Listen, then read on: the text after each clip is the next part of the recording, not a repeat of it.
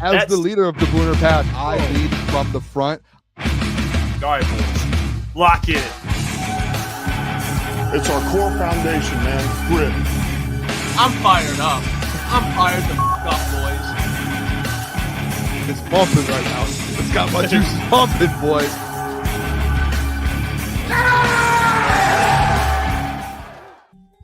What's going on? It's crunch time with Jeff and Booner on a Monday, July 28th.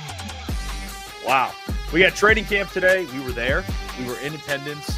We will be there tomorrow as well. So if you're going down there tomorrow, come say what up to the boys. It was a hot one today, but we got to see a lot of great things. We're going to get into our takeaways. John Gruden was there. So I'm going to play a clip from John Gruden speaking about the Lions, John Morton, Jared Goff.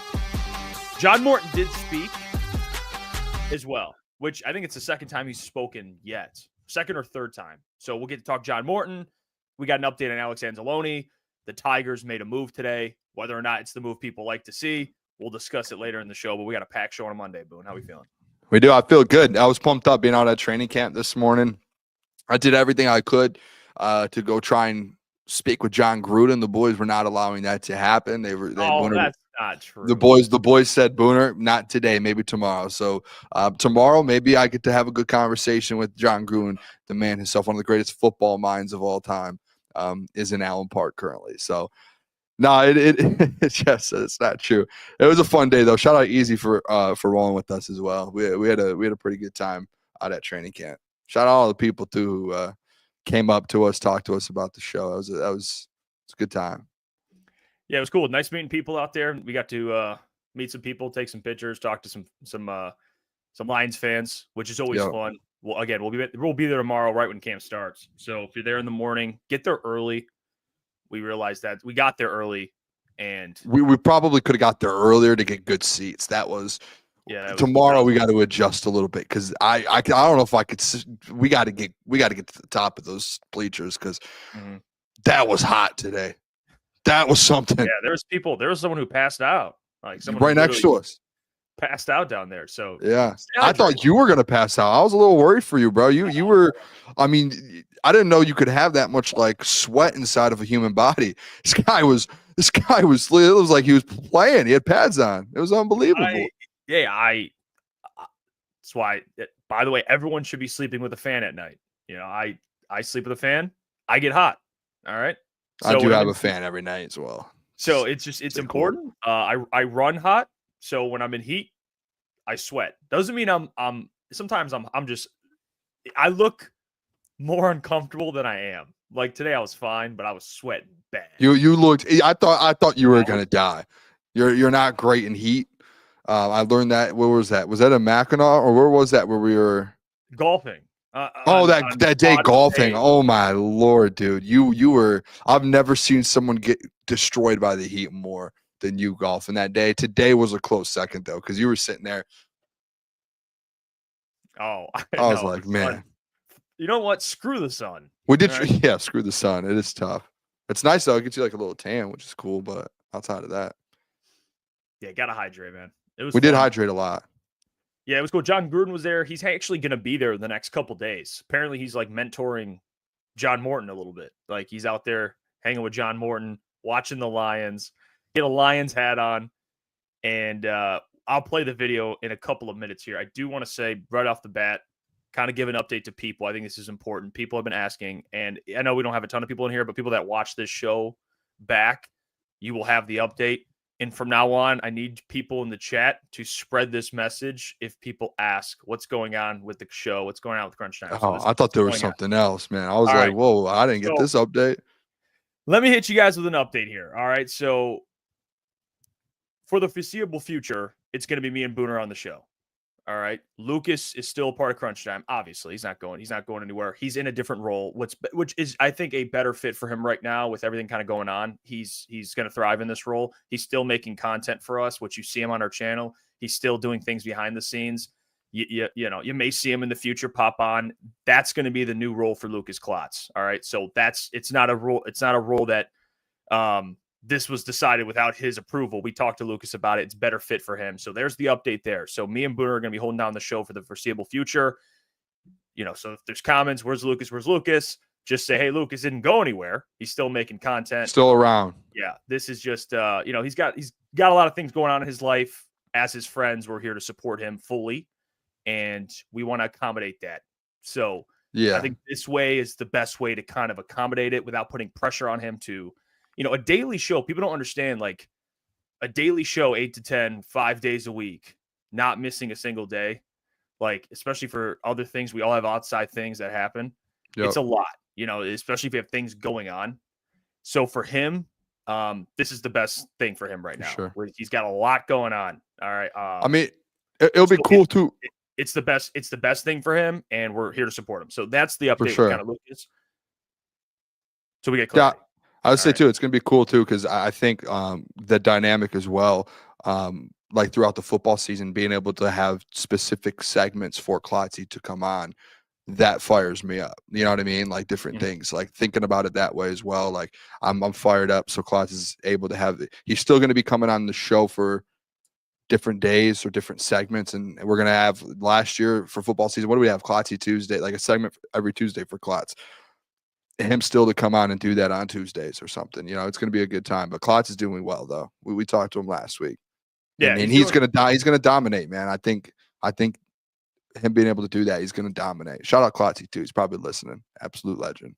Yeah, we're not sitting here going, we're gonna look for a third to replace Klotz. If it's not Klotzy, it's just me and Boone right now holding it down. So that's what's going on. Again, there's the update. Now that we got that out the way, by the way, shout out Lukas Klotz, absolute GOAT. You could still message him, show him love. You would always appreciate that. But yeah, keep an eye out for some Lukas Klotz content still coming out. I want to play this clip. John Gruden spoke to the media. I have the whole clip. It's 2 minutes. I saw little snippets. He talked about John Morton, talked about Jared Goff. I think all of that's in this clip.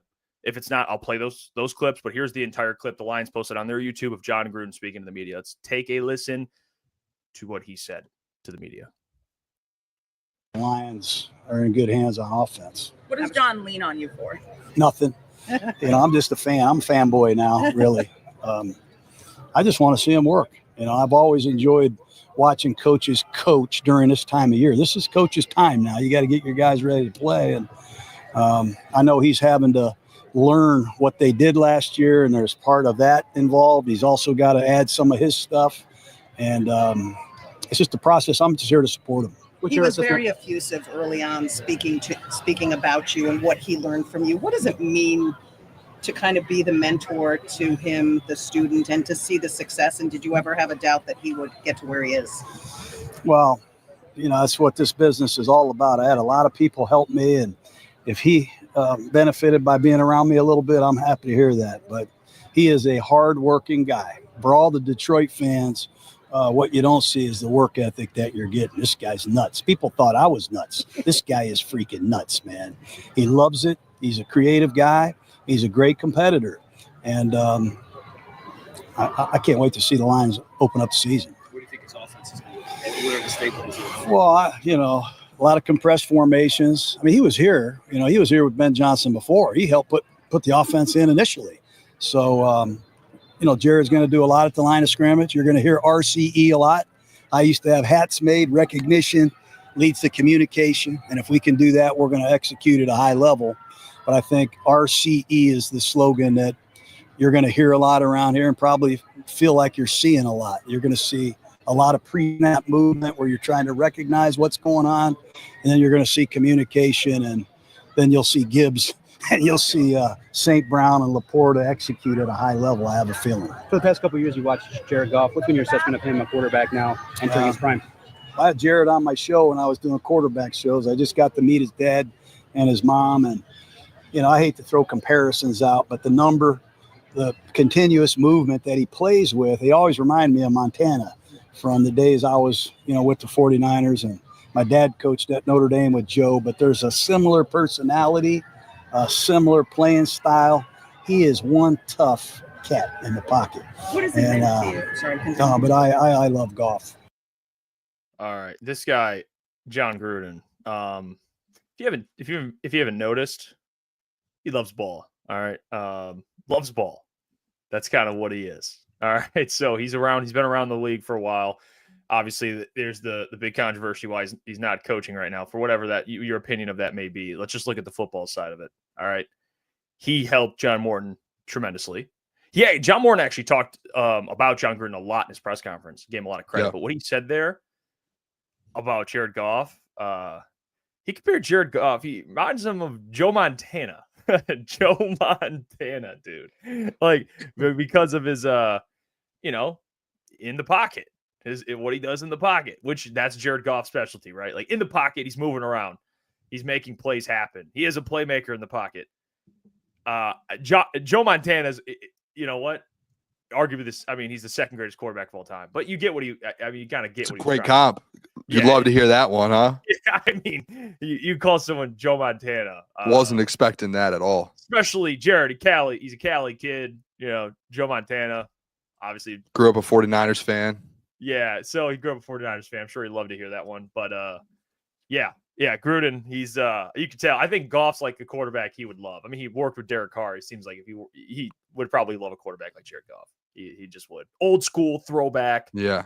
Playmaker, like kind of the point guard prototype of quarterback. So makes sense that Gruden's obsessed with him. And he did, by the way, do that quarterback thing with him. I do remember that. He did. Yeah, Goff was so young then. Coming out of Cal, like that was young Goff. I almost said golf, but I don't. Maybe this is such a stretch, and I know a lot of people, and I'm sure there's been people that's been saying it all day today, and it's probably a 0% chance of happening. But how great would it be to have John Gruden as an offensive assistant on this staff? That would be incredible to be able to have a guy like that constantly in the building throughout the whole season and helping with Jared Goff and helping with those receivers and just working with that offense with John Morton on top of David Shaw. Like, dude, think about that. I wonder if they had any conversations ever, even before John Morton got hired, with John Gruden. I know he wants to coach again. He has mentioned he still wants to coach. He still has the itch to coach. And he actually did a show, I think, with Barstool with Max Crosby, I think it was. He did it with someone. And when he did it, he said, I'm going to coach again in the NFL. It's not like a if, it's just when. So he's obviously wants to coach, and he has a contract with Barstool. And when he signed that, they said if he ends up getting a job anywhere, he's good to go. Deion Sanders was coaching college ball and was doing content at Barstool. And shout out Deion Sanders too, by the way. Little veer off there. Yeah. That'd be sweet. It would be. I mean, I think John Gruden's someone that I would like. I want to know. I know he wants to coach. I just don't know in what capacity. It'd probably be like an offensive coordinator role. He has to be a head coach, man. I just don't see. I don't see it. There's going to be a franchise that wants him as a head coach. John Gruden, one of the greatest coaches of all time. I don't ever see him being like. That's why I don't think it's going to work. It would happen in Detroit because I think he's only a head coach. I agree. I know we talked about the Raiders thing today. I think he's a great offensive mind. I just think that last year or two with the Raiders was just dysfunctional. And I don't think it was because of him, though. It wasn't because of him. Yeah, I mean, they had AB, Vontaze Burfict. I mean, they had all these characters. I think Henry Ruggs was there, I'm pretty sure, at some point. Or is that after him? I can't remember. I don't know. But, John, come on. You can't. No, John Gruden, come on now. Yeah, everywhere he's been, he's. I don't know. I would love to be proven wrong. Someone hire John Gruden. I just think the league's moving by. There's all these assistants, offensive coordinators that are coming up that people want to grab. The next up and coming, the next John Gruden. Imagine if John Gruden took over in Tampa after what's his name went back to Tampa. That would be crazy. Todd Bowles. Yeah. Well, Todd Bowles, even him, hey, Todd Bowles, man, they've been a playoff team every year. You know what I'm saying? It's come on, dude. If John Gruden had that ball club, I mean, you were talking. Look at the squad that he had in Vegas, man. He didn't have anything. He had nothing. He had Derek Carr, and then what did Derek Carr do? Derek Carr went to New Orleans, and he retired. Yeah, I mean the AB stuff was really the last. He won. Let's see. They didn't have a losing record. They were 8-8, and then the year he got fired, they were 3-2 in the NFL since 2005. No, come on now. Don't do that to my guy. I gotta look at this I'm just stating myself. a fact. 9 Hold wins, on, 9 hold on. wins, 4 wins, 7 wins, 8 wins, and then 3 wins, and he resigned. He had 3 wins because it was 3-2. Put it in perspective. They were 3-2. Tampa, he was 9-7, 9-7, and then he went to Oakland 10 years later.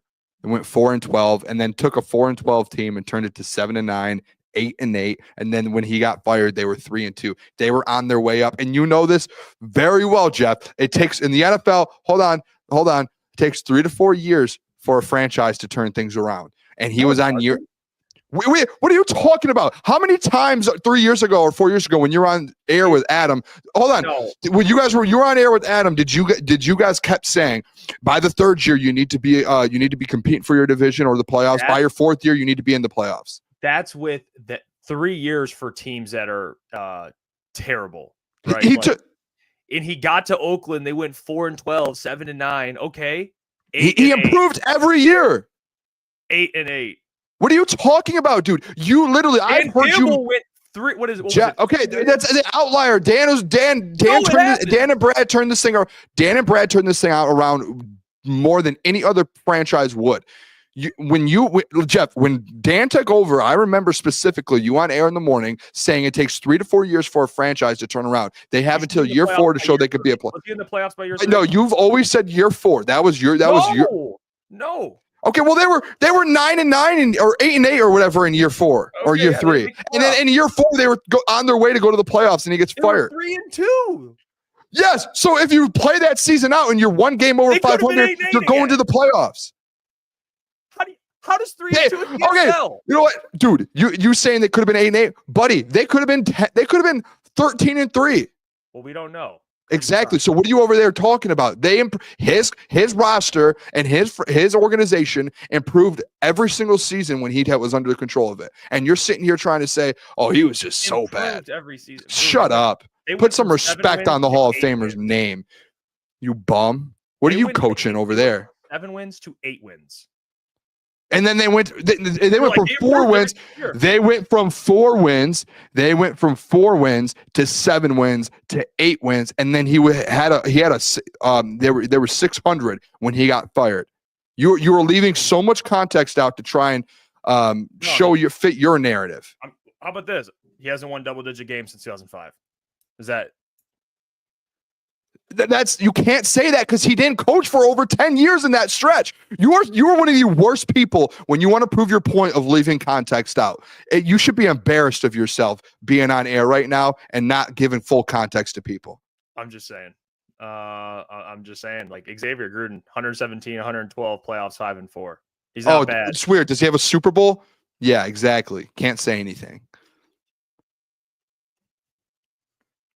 Okay, that's so because you have a Super Bowl, you should be the greatest thing since sliced bread. Bro, what did a bird just fly in your window back there?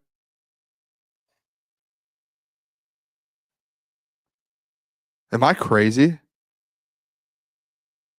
Wait, did you see a bird flying in the window? Something just like flew into your window.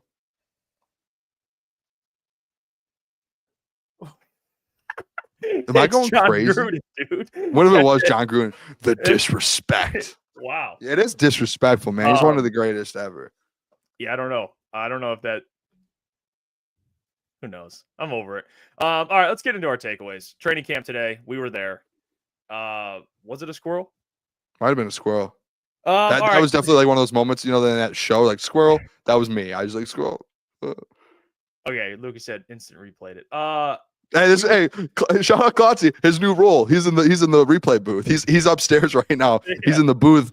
And by the way, John Morton is going to be in the booth instead of on the field. That's like Klotz. Klotz is just in the booth for us right now. John Morton's going to be up in the thing? Yeah, he mentioned it today, so I'm going to be upstairs. Yeah, He said I'm going to be upstairs. He said I don't want all the distractions or anything. I want to be able to see the game and be able to like make the right decisions. He said I don't need all the distractions around me. Do you like that or no? Klotz went ... Is the ... Klotz doesn't like the booth. We don't like booth guys. I don't. I'm not saying it like I'm not going to say that'll make like I think there's little things that I think being on the field, it helps. Like you can go up to Goff and like speak to him directly and communicate. Like I don't know. I don't know. It's pretty cool. Like I don't know. Like in today's world, it's just they have like headsets where it's like no matter what you can just and he's in his helmet as well, so he can just pretty simple. Yeah, but how many times do we see Ben like communicate with people like face to face? I kind of like that personally, but hey, if a guy is better at play calling and being able to see the game without distractions up in the booth, so be it. If he's distracted down there, and I want, you know, okay.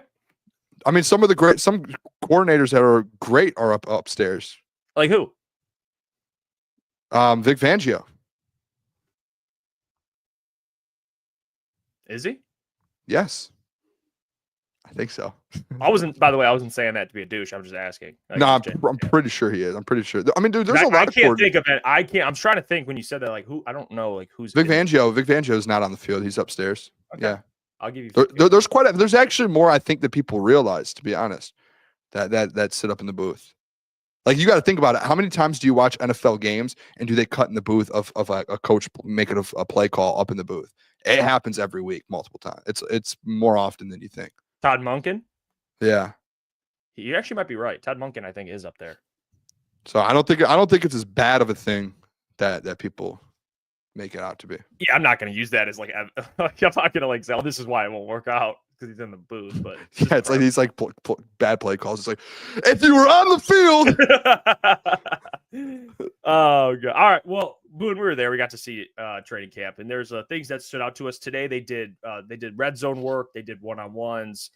They kind of got after. They were competing today in different ways, which I actually enjoyed. We were in front of wide receiver versus DBs, just one-on-one red zone, like straight up win a route.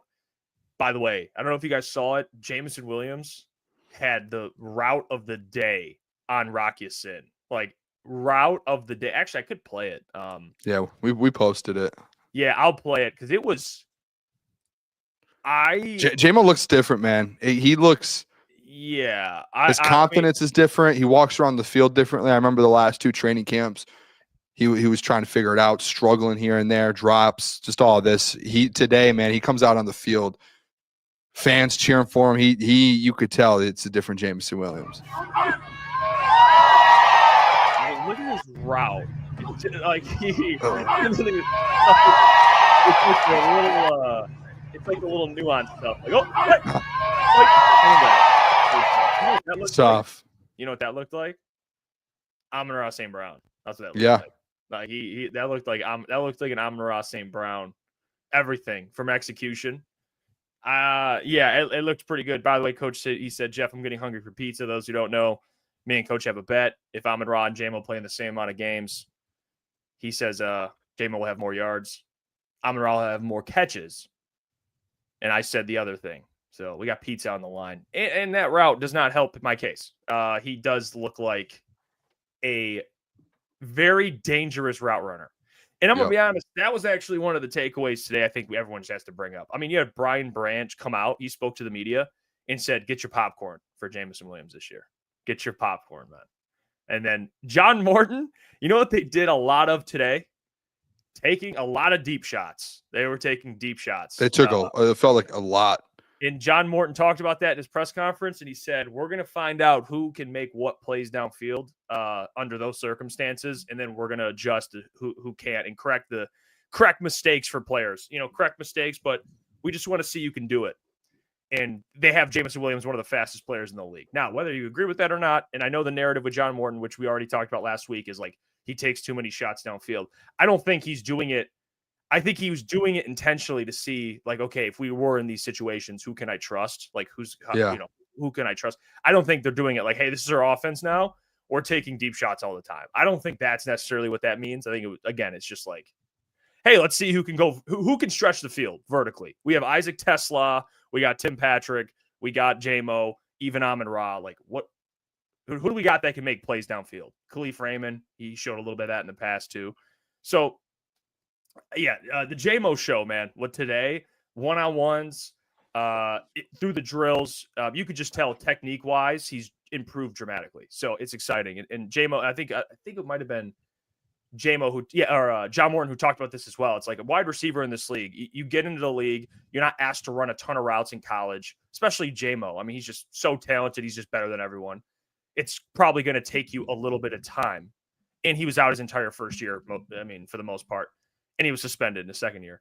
But it's going to take some time to grow into the player that he can grow into. And I think this year is probably going to be the year that he's putting everything together from like a technique standpoint. So one of my biggest takeaways today was Jameson Williams just continues to make plays and continues to sharpen his toolbox of moves. He's dangerous. Yeah, I think that's fair. J-Mo had a good day. He's looking good. He's kind of looking just like a pro. You know, he's kind of getting into that stage in his career, going into what is it, year 3 now, to where it's like he feels, you could tell he's comfortable out there. I don't know. Year 4, yeah. Jeez, that's flying by. Wow. Yeah, year 4 for J-Mo. So I don't know. I thought I wrote down some offensive defense ones. One on offense, another one. Jeff, me and you kept looking at each other and easy. We were like, this dude is a little bit different right now. Sam Laporta. He looks like a different monster. Like Sam Laporta, he had his rookie year. He had his second team All-Pro season. He looks like he's going to have a better season than that year. Now, the numbers might not show it because of all of the weapons that they have. But when you're talking about dominance in games and like what he looks like on the field, they did it. Jeff, you remember the one-on-one tackling drills, open field tackling, and Sam Laporta 2 times goes up against Brian Branch. First time, Brian Branch goes to tackle him, hits Brian again. Brian Branch, one of the best defensive players in my opinion in the NFL, elite tackler. In the end, yes, one of the best tacklers. Doesn't miss tackles. Hits Brian Branch with a spin move, runs for a touchdown, and you're like, wait a second. Out of Sam Laporta, and then they do a second round of them, Sam Laporta versus Brian Branch again, and you're like, okay, Brian Branch is going to come back and get his lick back, right? Brian Branch goes to tackle him and put a hard hit on him. Sam Laporta, 1 foot in the ground, steps to the side, little juke move. Brian Branch goes flying by him, and he just takes off for a touchdown. It was, and even outside of that, when they were doing 7-on-7, 11-on-11, every single time you were like, they need a play, like Jared needs to make a play. It felt like every single time it went to Brian Branch. Or not Brian Branch, Sam Laporta. Every time. It was either Sam Laporta. Honestly, it was either Sam Laporta or Amon-Ra St. Brown, it felt like. Every time. Like Amon-Ra had multiple touchdowns today, and Sam Laporta had multiple big-time catches. And it was like, this offense is right back to where, you have a healthy Sam Laporta. Last year, I remember when we were at camp, we didn't see Sam Laporta. He had a hamstring injury, and he was essentially just out for training camp. And then when he came back, he was still dealing with all these different injuries. So I think with Sam Laporta, it looks like I think he's going to have a good season. Him, J-Mo, Amon-Ra. I said it when I was on the Doc show. Shout out to the Doc for having me on today. I think that trio right there, Jeff, that might be the best trio in the NFL. If you're talking wide receiver 1, wide receiver 2, and tight end. I don't think in the NFL anyone else is going to touch them this year. Like those 3 look in camp, you're like, expectations, they look the best they could look in training camp right now. They really do. And that's not an exaggeration. We were hearing it all last week, and then Jeff and I got to go see it in person today. And all 3 of them lived up to the hype of taking a big step and going into this season. Yeah, and I will say the Sam Laporta thing is something we kind of noted when we were there. It's like, this is someone that isn't really being talked about as much. And I think it's just because the Lions are so spoiled with all these weapons. You have all these weapons that it's hard to, people, J-Mo, and I mentioned J-Mo. I'm a part of the problem because I mentioned J-Mo first, which I should because he's a terrific player. But then you forget that they also have a top tight end on their team. And he's healthy. And, he looks he just looks better. I don't know. He looks better. I think too, he really does. He looks, and it's crazy to say this, he looks like he's been in good shape. Looks like he's in better shape. He's healthy, and like he is moving at an extremely high level. Like he looks like Sam Laporta that you were like, what does this guy's peak look like? Can he be a Travis Kelce? I know, crazy to throw up a George Kittle, Travis Kelce, and he had that rookie year that everyone was like, oh yeah, maybe he can. He looks like that again out there, and he looks night and day difference from last year. Another thing too, even with that, Jeff, just like with Amon-Ra, and to the point of the weapons, a lot of people, because Jamo's having such a good offseason, a lot of people are expecting him to take a jump. Laporta's healthy again. No one's talking about Amon-Ra St. Brown. I think like today, Amon-Ra probably had the best day out of anyone. But everyone, like me and you bring up Sam Laporta and Jamo. But I think it's like the expectation for Amon-Ra to do it. But Amon-Ra has, like, I think Doc wrote about it because he could see it over there. I think he had like 3 or 4 touchdowns in the red zone and in different situations on 7-on-7. And he had some big plays. Like Amon-Ra probably might have had the best day out of those 3. And everyone's like, saying like Jamo and Laporta. You're talking about a top 5 guy in the NFL who everyone's like, well, Jamo's going to have more yards than him. I'm telling you what, man, like, Amon-Ra's not taking a step back. He looks even better from last year. Like, that's the crazy part. Yeah, well, him and Jared, there was parts of the training camp where they're making plays and then they're going up to each other and talking. Like, Amon-Ra is his number 1 receiver. Like, the play in the corner, it's not even. Jared puts it in the bucket, and it's just like no other quarterback's putting that there. You know what Amon-Ra is, and Amon-Ra catches it on Brian Branch right in the bucket in the corner perfectly to get the 2 feet. And it's just, I get it. People, the Jamo hype is real, but listen, like, if you're one of those people that, hey, Jamo's going to have more than Amon-Ra, yes, it's possible. Man, Amon-Ra St. Brown, come on now, man. Amon-Ra St. Brown, right now, he looks like a different wide receiver, and that's like, we're talking about a top 5 guy. And out there today, he looked incredible. Yeah, he did. I mean, he actually went at it with Brian Branch a lot again. Yep. And him and Terrion chirping. By the way, I'm gonna save. If you guys have any questions, you can drop them. I'll save it till after we're done because I do see some questions I do have answers to. Me and Booner can answer those just from the chat. But I want to mention that he did go at it with Brian Branch. I thought Brian, just as a whole, and we actually were talking to Will Birchfield about this too. Shout out to him for 97, covers the Detroit Lions for 97, won the ticket. Brian Branch is a absolute. You brought up Sam got him those 2 times, but. Maybe it's because no Kirby too. They didn't have Kirby again, so Brian was kind of he was the show at safety. But he's so good. Like he's incredible. So good. He has his instincts on defense, and we were talking to Easy about this. His instincts on defense are so impressive. Like he's so intelligent in coverage. He's lining up with Amon-Ra St. Brown in the red zone, and he's not even watching the ball. Like it's just like great technique. He's watching Amon-Ra. So his back is to the ball and he's just watching Amon-Ra's hands. He knows where to put it. He had like 2 pass breakups in the red zone on Amon-Ra St. Brown. So Brian Branch competed today and he always does. And despite Sam getting him twice, he always, it's been reported this, but just being there, and I'll see more tomorrow. He just always looks like this guy might be the best defensive player on the field. Like he just might. He just might be. So Brian Branch is no doubt in my mind. Like when it comes to his future, he's going to make a crap ton of money. For sure. He's all over the place. He's a tough dude. And that's why when you brought up Amon-Ra St. Brown, like Amon-Ra got him once or twice on those red zone drills. They were going back and forth. They were both winning reps. Amon-Ra got him on one, and then it makes you really respect both players because of how good they both are. So if Amon-Ra can get open on Brian Branch and catch a touchdown, to me it's like even more impressive because you see what Brian Branch does to everyone else. It's just not even fair. I mean, he's locking people down, and he's lining up. He's lining up out wide. He's guarding these wide receivers. He's not even like playing. He's a safety. He's a nickel, but he's guarding Amon-Ra St. Brown in the end zone. It's like I think he's not the fastest guy. He's not. No. I see AJ's burner average speed, but he's fast with pads on. Like, dude, he's just like instincts, whole different level. I think too, Jeff. Brian Branch, can I Terrion Arnold? Terrion looks incredible as well. I put out my takeaways as well on Twitter today, and I had people being like, "Well, did anyone do bad?" I put just the people that I thought looked good. And at least for me, Jeff, the last week, we haven't been there. And there's been all these different storylines of, the doc there and all these different beat writers and people that are in camp or at camp and able to kind of show who's having the best camp so far. The one name that constantly kept popping up the last week before the calf thing, and then obviously he came back the next day, was Terrion Arnold.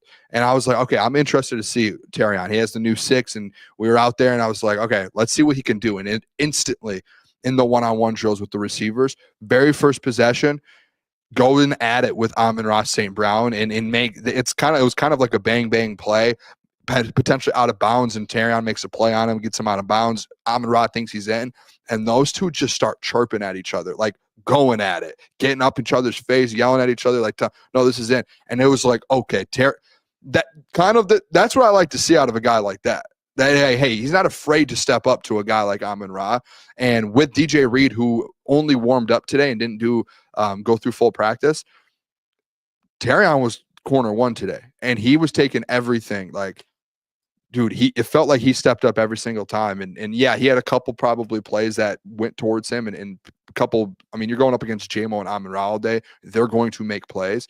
But even on the 7-on-7, they give Jamison Williams a touchdown pass in the end zone, and just out of nowhere, Terrion comes out of nowhere, jumps up, tips the ball out of the air, an incomplete pass. So, like, I think Terrion, the hype is a little bit. I mean, I think it's kind of real. I don't think the beat writers or anyone was lying when they said Terrion's having a good camp right now. So for the people who were kind of wondering that, it looked like Terrion Arnold is actually he's taking a big step. That is very, very real. I will say this about Terrion Arnold. He looks like a better player. He definitely does. Confidence. Yeah, it was never his technique has always been really solid. Like he's fluid. He stays with receivers. He just makes, he's making mental errors, but it seems like he's in a different mindset this year. You can tell. You can definitely tell. So I am excited for Terrion Arnold. I am. And I think watching him today made me more excited. He did get a little banged up. I think he had one rep against, I think him and J-Mo went at it a couple times. I hated to see that. And he was jawing at him a little bit, which I love because TA is going to talk, but and he went at it with Amon-Ra too. And I think he got, I can't remember who got him, but it looked like he hurt his wrist, but then he came right back. He was fine. Did you see him limping at all? No. I didn't see him limping. I texted, yes, bro. He was, something happened. He was like limping out there. I think Easy said something. Said, he's been dealing with that calf. Yeah, and I texted Doc, and Doc goes, no, he's good. He's still out there. And I was like, either he's pushing through it, and if he is, again, I've said it a million times, I don't know if that's it, or if maybe it was something else. Maybe he just got a stinger to the leg, little Charlie horse. I don't know, but I saw him after they were doing 11-on-11, and he makes a play, and it was like a run play, and he goes in and then comes out. It was like limping, and I was like, I don't like to see that. Not at all. No. You don't want to see that.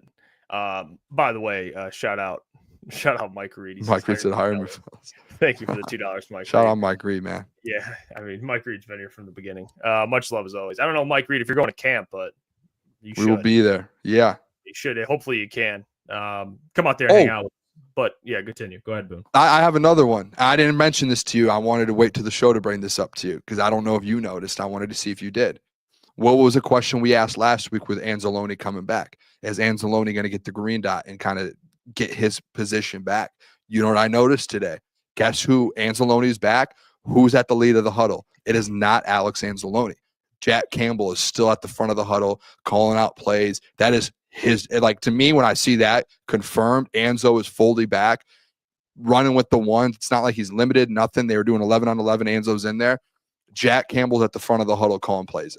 It's weird to see because for 4 years it was Anzo, and it's really weird to see Anzo out there and not being the guy at the front of the huddle, getting plays in, doing all of that. But I think when Dan on Sirius XM goes, this is Jack Campbell's defense, he meant it. He really did. And it's not, they didn't confirm and say it, but context clues, Anzo's out there with the ones 11-on-11 situational. Jack Campbell's the one at the front of the huddle telling the guys what the calls are. So you can kind of take a guess that that's kind of the case moving forward. Yeah, that should indicate what the Lions want to do. Yeah. That should indicate right there. I just had to throw that out there for sure. But NFL was there anything else?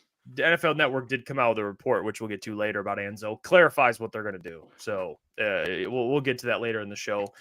It's a good clarification on Anzo's future. I did want to bring up another player, Aiden Hutchinson. Yeah, Calvin I had Shepard- him down too. Yeah, Calvin Shepard mentioned he is a better player. Yeah, he is. Dude, did you see that? No, I wish we could record He is. that move. I mean, this guy hits like, what was it? Just a swim move inside on Penei Sewell. He got to Jared Goff in 0.2 seconds. It would have been a blow.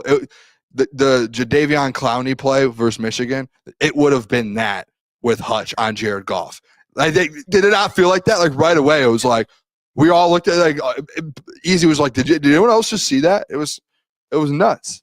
Yeah, It's on Penei Sewell. It's not on Dan Skipper. He looks really good. Like I don't know. I wish I had. I don't wish I had, but I don't know. I don't have anything else to say. Like I just don't. I mean, Yeah. call it. It's not even being like slappy. It's just like it's a fact. Like Aiden Hutchinson He's better. is a grown ass man. Yeah, like he is like there is not one worry in my mind of this dude like being hindered. There's just not. Like I don't know if people expect me to be like, well, yeah, there are some times where he does. No, he hit Penei Sewell with a nasty move. He did it the other day as well. And this is a Penei Sewell who is not injured, by the way. Like this is like healthy Penei. Oh yeah, favorite to win Protector of the Year. Yeah. Right through him, dude. That was one of the nastiest plays I've seen, and we're so far away, and we notice it, and we were all just. I have two quick ones. Yeah, go ahead. First one, Isaac Tesla. Makes another play, like a 40-yard catch in the red zone. They were doing a situational, 24-20, down 4, 30 seconds left. They were at, I think they had to go like 60 yards or something. Kyle Allen, like 40 yard, just dart in the middle of the field. Isaac Tesla right there, wraps it up, covers the ball, holds on, gets the ball at like the 20. It was incredible. I was like, this guy just keeps making plays. The doc said today, he asked me when I was on his show, he was like, Booner, do you think, I guess you can answer this too. He's like, do you think by the end of the year that Isaac Tesla will be wide receiver 3 or 4? Like, do you think that's possible? Oh, wait, we actually have a segment. Do we have a segment about Tesla? We have a segment about Tesla. Ignore me. I just wanted to bring Tesla up, made another play today, if people didn't know. Yeah, we'll talk about that later. We'll get into that. We'll answer that question. The last one I had, I just wanted to ask you, QB2. I'll let you. It's very close. I think today. Oh yeah, I'm not gonna say it's not. I'm not going that far. They're competing. Like it's open, and I understand Kyle Allen. Like you can tell, and I'll say this: like you could tell in the 2-minute they did like a 2-minute drill, and that's the play you were bringing up with Isaac Tesla.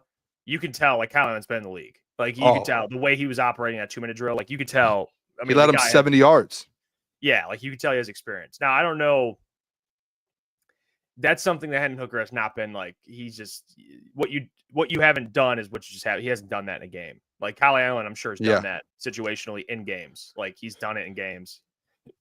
So if they're competing, I look at it like, hey, like Hendon's going to have his days. Kyle's going to have his days. It's going to come down to really these preseason games at the end of the day because Jake Fromm had some great days and he was cut. So like, it just depends on how these guys play in the preseason and then what they go into the season like. So, because I remember last year was the same kind of ordeal. It was like Jake Fromm's, or Jake Fromm or whoever they had. And I think it's a lot different though, Jake Fromm to Kyle Allen. I think, at least in my opinion, Kyle Allen's 100 times better. Player. What I'm saying is like the coverage. It's like, well, Jake Fromm had a good day throwing the ball or whatever. All that matters is the preseason and how they look in preseason. It's like, if they play well in preseason and they operate in an NFL kind of structured game well, then things will change. You know what I'm saying? This is my thoughts on it, Jeff. And correct me if I'm wrong, because I feel like this is a pretty good way to explain it to the people. Because I think the thing with Jake Fromm, I think no matter what, because having Hendon Hooker, the narrative with it, and no matter what, the Jake Fromm stuff was going to get boosted up, correct?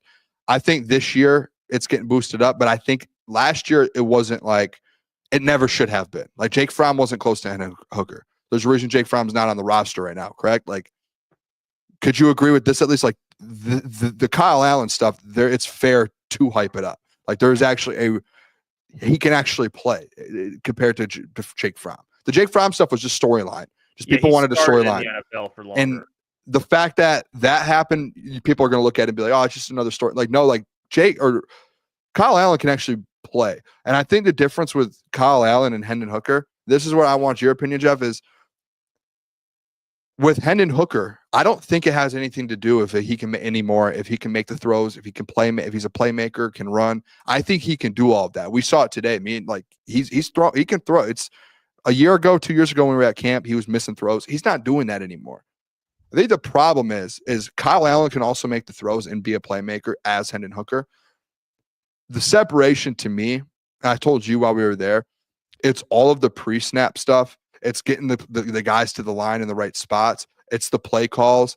It's the reading the defense in that moment. Like, Jared Goff and those guys, like Sam Laporte he did a podcast and talked about like quarterbacks. They have so many things to do with the play clock in 20, 30 seconds.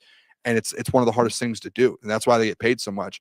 I think Kyle Allen, because he is a vet, he's able to kind of diagnose the whole offense from the start of the play clock to the end to the play and actually make a play. I think that's where Hendon Hooker's kind of still developing. And I don't know if he's going to, I told you today, like at Tennessee, he didn't have that. Like it was a more simple offense. You have to learn that in the NFL, and not every guy can learn it. Like it takes time. That doesn't mean you're guaranteed to be able to ever get it down. And I think that's like today, like we heard last week, Hendon having trouble pre-snap and yelling at guys, getting to spots, and hasn't been able to get guys going like that. And it happened today in that situational drill. Remember, like you look like he's yelling at guys, get here, and then they end up not getting anywhere in the plays, and he's having to like run around. Where Kyle Allen in the 70-yard situational drill, he's running up, spiking the ball, he's getting guys in the right spots, and they go scoring touchdown. So I think that's like the big difference, in my opinion. I don't think it has anything to do with talent, to be honest. Yeah, I will say this about Kyle Allen. He's been in different systems. So he's been in different systems, so he has a good grasp on just offensive terminology and quarterbacking in an NFL game. Like he just has that advantage. And Hendon has not had the experience to do that, despite skill-wise what he brings to the table. So I saw someone say this in the chat, and I can't remember who it was, but I'll give you the credit. And I agree with it 1,000%. If Kyle Allen beats Hendon Hooker out, just get rid of him. Just get rid of him. It's over. And I don't think you can trade him. Like, what's the worth if that happens? You don't trade him. You just, I don't know. Figure it out. Maybe you have an out in this. I don't know. Figure it out. If you can't beat out Kyle Allen, all due respect, what are we doing? Yeah. I mean, and I mean that with most respect. I think Kyle Allen in today's NFL, most teams, is the QB3. He's not a backup. He's not. I mean, he's just not. I think on a bad team, he could be a backup. But with you. That's why I said go out and get someone, because we can agree with this watching today. Like, it's just, are you confident Hendon Hooker has the offense down and can run an offense in a 2-minute drill if he needs to? Like, I'm not. I'm truly not. I don't know. I got to see. I want to see it in preseason. I just want to. Oh, it was Trey. Okay, Trey's right about that. If it was Trey, yeah, Trey, I agree with you 1,000%. Like, I want to see this preseason is going to be big. We're going to be live Thursday, by the way. So for the game, come back here, watch it with us. It's going to be fun. We'll get to. So I told the doc today. He said, "What's your one thing you're looking for?" I said, "I'm watching the whole game, start to finish, because I know in the first half you're going to either get Kyle Allen or Hendon Hooker, in the second half you're going to get the same thing." And there's all these people out here, a quarterback too doesn't matter. Okay. Go tell that to some, the Eagles fans when they won a Super Bowl with Nick Foles. Like, if you need a guy to step in for a couple of games, it matters. So this is, especially for a contender, this is not a quarterback two isn't your season's over if it goes down. What are you talking about? Like, you obviously, like, you don't know football. If you're like, come on, if you go down for 2 games, you need someone. I'm going to get just a couple statements here from the chat. Got a boy Juan. How did Dominic Lovett look? Well, he got jammed at the line of scrimmage by Rocky. Oh, my gosh. Which that was just like a welcome to the NFL moment. I mean, he got jammed. Couldn't get off the line. They literally, it was 1-on-1. Jammed him. Blow the whistle dead. They're like, they don't even give him a chance to finish anything. They're like, it's over. Make him go back. It's got to be like the most defeating thing. To go back to the line of scrimmage. Do it again. It was like, that's tough. And he did make some plays, though.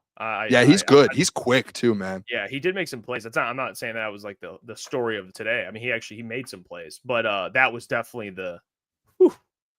welcome to the NFL. Rocky Sin just right under him, dude. He's just halted in his tracks. Absolutely. I mean, that happens. Brutal, yeah. He's not a big guy. He's just not. He's going to be good. I think he's going to be decent. If they let him go, someone's going to pick him up. I don't Yeah. think he makes it to the practice squad. Yeah. Yeah, no, I agree with that. Ghetto Boy wants Kirby's hurt. Yeah, he hasn't been there last 2 days. So I don't think they've said what it is. Yeah, I'm not going to speculate and say whatever. There's the information. He hasn't been there the last 2 days. We'll leave it at that. I don't know. But yeah, I don't know if he's hurt or what. Steve Wallace says, I need to know how Tyreek looks too. I didn't observe Tyreek today. I haven't seen any negative reporting on Tyreek. So I haven't seen any like, oh, Tyreek doesn't look good. I haven't seen that. But I didn't watch Tyreek today. I don't know if it's a good or a bad thing that I didn't notice Tyreek at all. Yeah, I didn't watch Tyreek, so I'm not going to answer that question and fluff up a fake answer. So I will find out that information, but haven't saw anything bad. I will say that. We did get to see the O-line, though, the offensive line. Graham was playing center. Well, I'm going to play this clip. Graham speaking to the media. It's on the Detroit Lions YouTube. And he talked about playing center. And we'll talk about this whole center debacle. Should he play guard? Should he play center? All right, but here's Graham speaking about playing center when he spoke to the media. You've got two really young, inexperienced guys on both shoulders. It seems like they're doing pretty well, but what are the pros and cons of having just that much inexperience? Does that really put you on your P's and Q's on making sure those protections are communicated and right? Yeah, I mean, I think that there's always that type of pressure on the center to make sure that things are good and we're going the right way, make sure it's always the right tag. But I mean, going from me and Kevin and Frank to me and Tate and Christian, I mean, between Frank and Kevin, that's like 20 years of experience. That's gone now. Now we have like 3 technically, or 1. Yeah, 1. But I think that they're really good players overall. I think they are, like, you watch them out in Indy, they're really good at moving. They have good mechanics, and I'm stumbling over my words right now. Oh my gosh. Let me take a second. You want to move to the shade? Let's just do a couple. Maybe, but no, I'm fine. I guess what I'm trying to say here is that they're good players. They seem to be pretty smart. Tate seems to pick things up pretty quickly. It's just making sure that we can trust each other and that we know how we're going to do things. And I think that overall things have gone pretty well so far. I don't really have a lot of complaints. Christian seems pretty locked into the left guard spot. What have you seen from him so far in his training camp? I think that Christian is really talented. I think that he's also, I mean, he played a lot of right guard in the past too. I think he's trying to figure it out in some regards, just some of the little things, but he's a good player. I'm not too concerned about Christian figuring it out. One more, please. I think we all recognized you were playing through a lot last year, pain-wise. When did your body kind of feel normal and like itself again? Like, how long did you go into the offseason before you were feeling normal? Sometime around March, but I don't really like talking about it. But it's just, it is the way it is, and I mean that's just kind of playing football sometimes. Sometimes you just get unlucky, but life in the big city.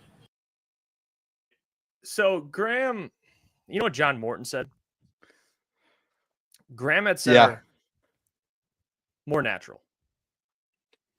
That's what he said. He's more natural at center. I don't think we have a definite answer yet on who's playing center. And that's kind of the big controversial offseason discussion among Lions fans is, do you want to just keep Tate there, allow him to make mistakes and grow and learn one position? Or do you want someone like Graham playing center with all his knowledge and experience, relationship with Goff, the rapport they have, and you maybe make it next year? Or Tate slides at center, and then Tate gets to play his natural position, which is right guard. That's the where I stand. And Graham has said both. He said, I like playing right guard. I like playing center. So I don't know. I'd be lying if I told you there's any indication of where it's heading. There's not. They're both going to play both throughout training camp, and then you're going to get an answer at some point. And part of me thinks they'll lean. This is what I've been saying. Like, they're going to lean with the more experienced guy. I'm not saying it's the right or wrong answer. It's just what I think they're going to do. I think they're going to lean with Graham at center. But I understand the argument. I do. I mean, this is what we talked with Will Birchfield as well. We were walking around with him, and he said the same thing. Like, he goes, you'd think that, playing Tate there at center, allowing him to make mistakes, And by the end of the year, it's like you're going to get a better Tate. He's just going to get more comfortable. And John Morton did compliment him a lot. He said he's very intelligent. Like, you know, that's why I think it's close. It's a close battle on what they want to do. But new OC, Jared, you lose Frank. Just part of me thinks they're going to go with the experienced guy. I just do, at least for the near future. We'll see what happens. It could change, but yeah, I mean, I'd go 100%. I'm not gonna say that they're what they're going to do. I'll tell you what they should do, and what but what Dan and John Morton should do is Tate Ratledge needs to be your starting center. I don't think there's a question, right? Like, Jeff, you agree with me? Is Tate Ratledge going to be your starting center of the future for the Detroit Lions, correct? I think he'll be it for the future, definitely. So if he is your starting center for the future, you put him at center tomorrow and you get him every single rep that he can get before the season starts. That's my biggest issue and my biggest problem is Graham a week ago says, I want to play right guard. I'm very happy and excited to be at right guard. So he obviously loves that position. And you already had Tate for over a week repping the center position. Now, is the reason they moved him because maybe he actually wasn't playing at the level that they thought, so they switched it out?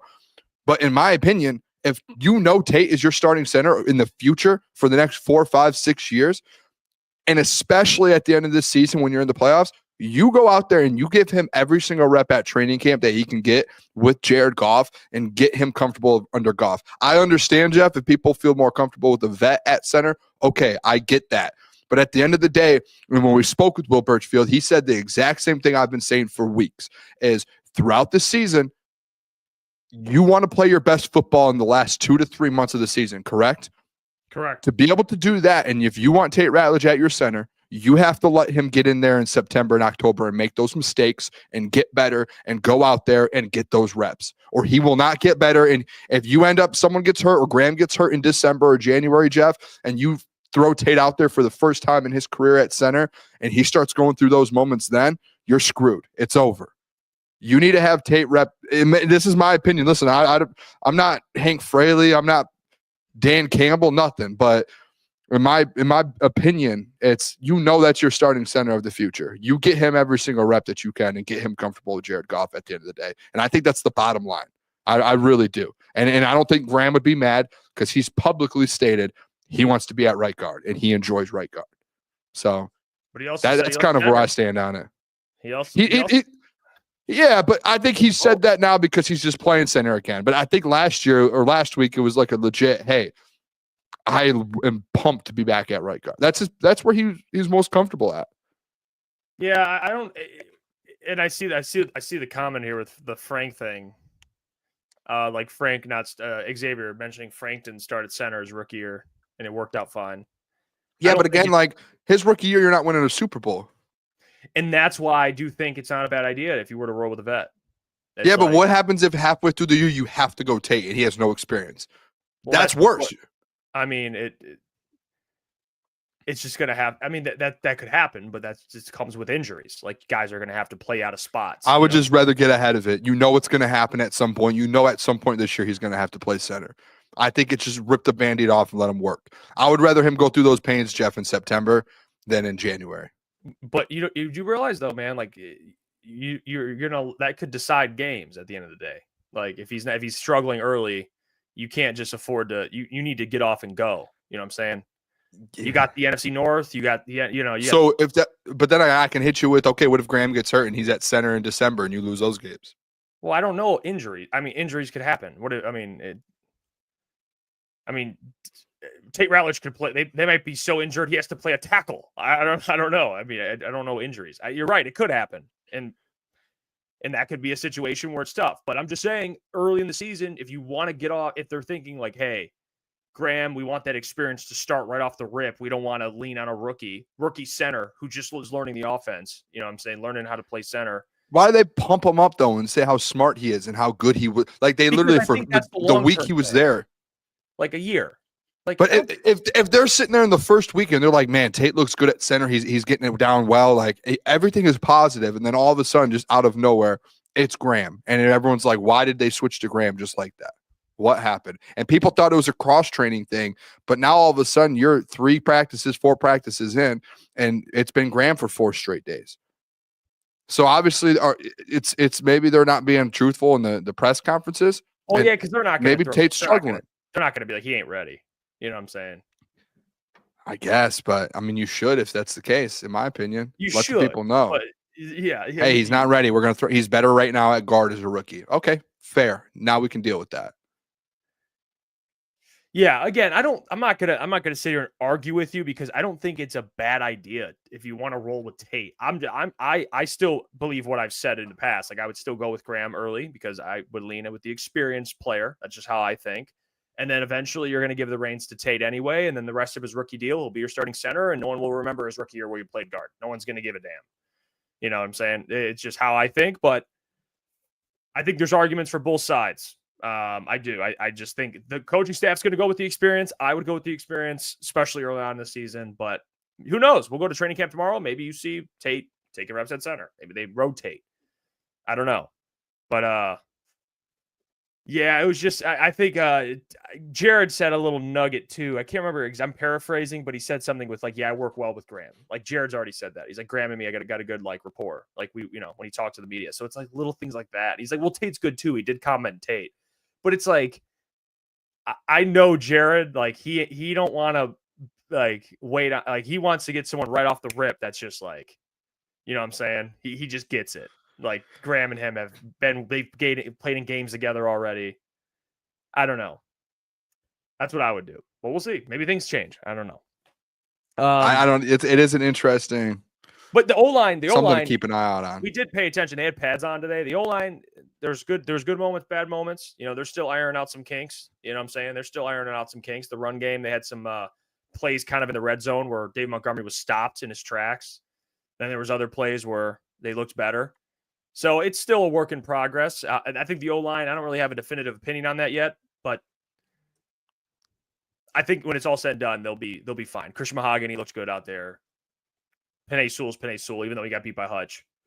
So I'm not really too worried about it. Giovanni Manu, Dan Skipper still kind of battling. I mean, it's the Giovanni Manu stuff. I wasn't paying too much attention to him. I did see him out there. He looks like a freak of a human.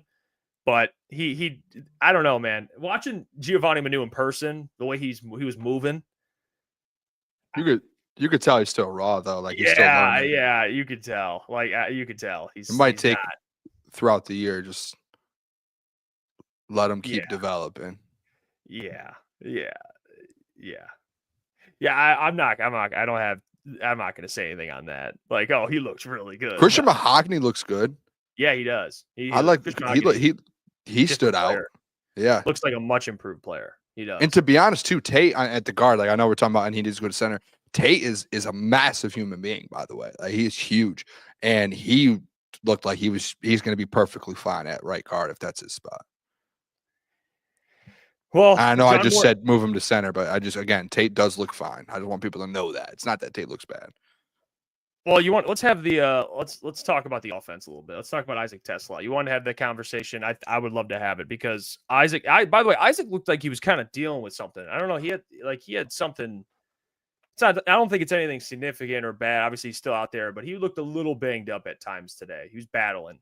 He had the impressive catch you mentioned over the middle in the 2-minute drill led by Kyle Allen, which set them up. He made a really big play. I didn't notice that he looked hurt. Multiple people said that. Plays where he got up slow. I noticed too. And because you got to think, like going back, was it Morris Norris? Norris? That hit him. Yeah, like he's battling. He had that leg sleeve on though, and then he didn't have it on today. Yeah, so I think he's battling. But you know what I thought was really interesting? Tim Patrick spoke to the media. And he even said, he's like, I feel great. I got to be better. He's like, I haven't been what I'm supposed to be right now. Paraphrasing again, but it was essentially like, I feel great health-wise, which is probably a tough thing to start with. It's like, I feel amazing.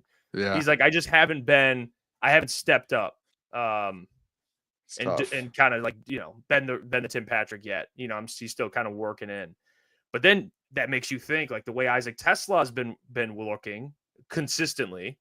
like making plays downfield, just going up and getting footballs, dude, off the top shelf. It's just kind of impressive. Now people are tweeting like this is the guy no one wanted when they drafted him in the 3rd round, which we liked Isaac Tesla. We had a problem with the trade. That was the whole thing. But anyway, the 3/3. Yeah, that was the whole thing. It had nothing to do with Isaac. And we got over that anyway. But you could tell as a player, he physically 4.4 speed, 6'4", great hands.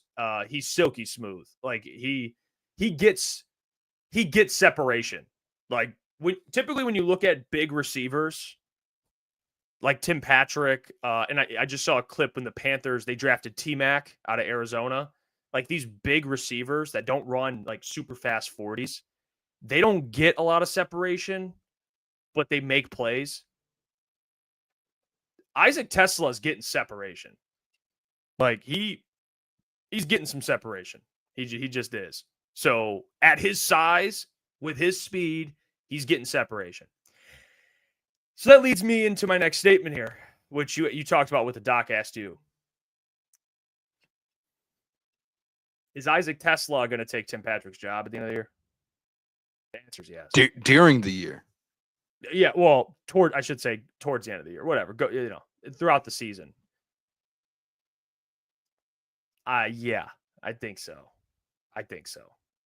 Yeah, I think what he does, and there was, by the way, you want some negatives from training camp? Jared Goff connecting on some deep shots. It just didn't. There were some throws that just didn't connect. I mean, Jameson Williams, he missed JMO like I think twice downfield, which it is what it is. I mean, he's not going to make every single throw. I think he missed one to Isaac Tesla too. I could be. Oh no, Jahmyr Gibbs. There was it was like a wheel route, but then there was also one to Tesla. And that was Kyle Allen actually. That was Kyle Allen. I was just referring to Goff, but like double they were coverage deep shots. They were taking deep shots like Jahmyr, he missed, JMO, he missed, and then Kyle Allen had the deep. It was like over the middle though, but that was to Isaac Tesla, and he made an incredible play. And he's been competing in the one-on-ones, and you guys saw the clips the Lions posted. Like, dude, he's been. Yeah, I'm trying to find one to pull it up here real quick. He's been working DBs, and he had another one downfield. I think it was like yesterday, and he just went up. I mean, these 50-50 balls. He's got the size for it. He's got the speed for separation, just route running wise. I mean, he's a good route runner. He can run block, great hands. Like, I don't know how this dude doesn't make an impact. Not early, but at some point this year. Like, he's going to be in there. Yeah, I agree. Do you want me to play this video here? Yeah, go ahead. This is Saturday, by the way. I think this is a ball maybe from Goff.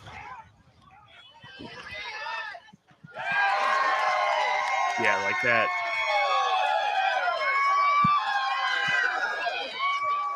Might have been from Hooker. I mean, look at this. That was the throw that people were talking about. Was it? That's unreal. What was that? Was that the throw people were talking about? Could have been. Yeah, I don't know. I just remember at the end of Saturday's practice, they said Isaac Tesla caught a 30-yard touchdown pass contested to end practice, and then they Lions post that. That was the pass. And, I mean, that wasn't the only play he's made. I mean, he's been making plays. And even like I said today, he had like that 30-plus yard catch during the situational drill under 30 seconds to go. To be able to, like, in the middle of the field, multiple safeties, a corner on you, and then kind of in coverage make a catch like he did today as well, come down with it, get up, and then them to go spike the ball and then run another play and go win the football game. It shows right there that the guy can play in situations. And I actually saw a quote. What's his name? Why am I drawing a blank? He's in our chat all the time. I think might have been someone posted a quote about an NFC West scout talking about Isaac Tesla during the draft process and just saying like how everyone's kind of overlooking him because he didn't get a lot of production. But essentially, like in Arkansas, they just never looked at him. And if you actually watch his breakdowns and watch his tape, when he's not getting the ball, he's open. Like his route running, he is beating corners and he's beating anyone who is guarding him. He is dominating in beating them. And when the scout talked about it, they go, these aren't just normal DBs that he's beating as well. These are SEC DBs, right? These are the best of the best DBs in college football. And he's out there beating them, and he's just not getting the rock. So I think that's what Brad kind of saw out of him. And now the fact that he's getting the rock here in Detroit, and this is an offense that they really predicate like, hey, if you get open, you're going to get the ball. Like, we are going to get you the ball. And you're going to have opportunities to make plays. And I think that's starting to show in camp. And I see where Tim Patrick's coming from a little bit, because at the end of the day, I don't know, maybe it's because he's running with the ones, and JMO and Amon-Ra and Sam, and those guys are always going to get the rock over Tim Patrick, and Tesla's running with the twos, and he's kind of that number one option on that unit.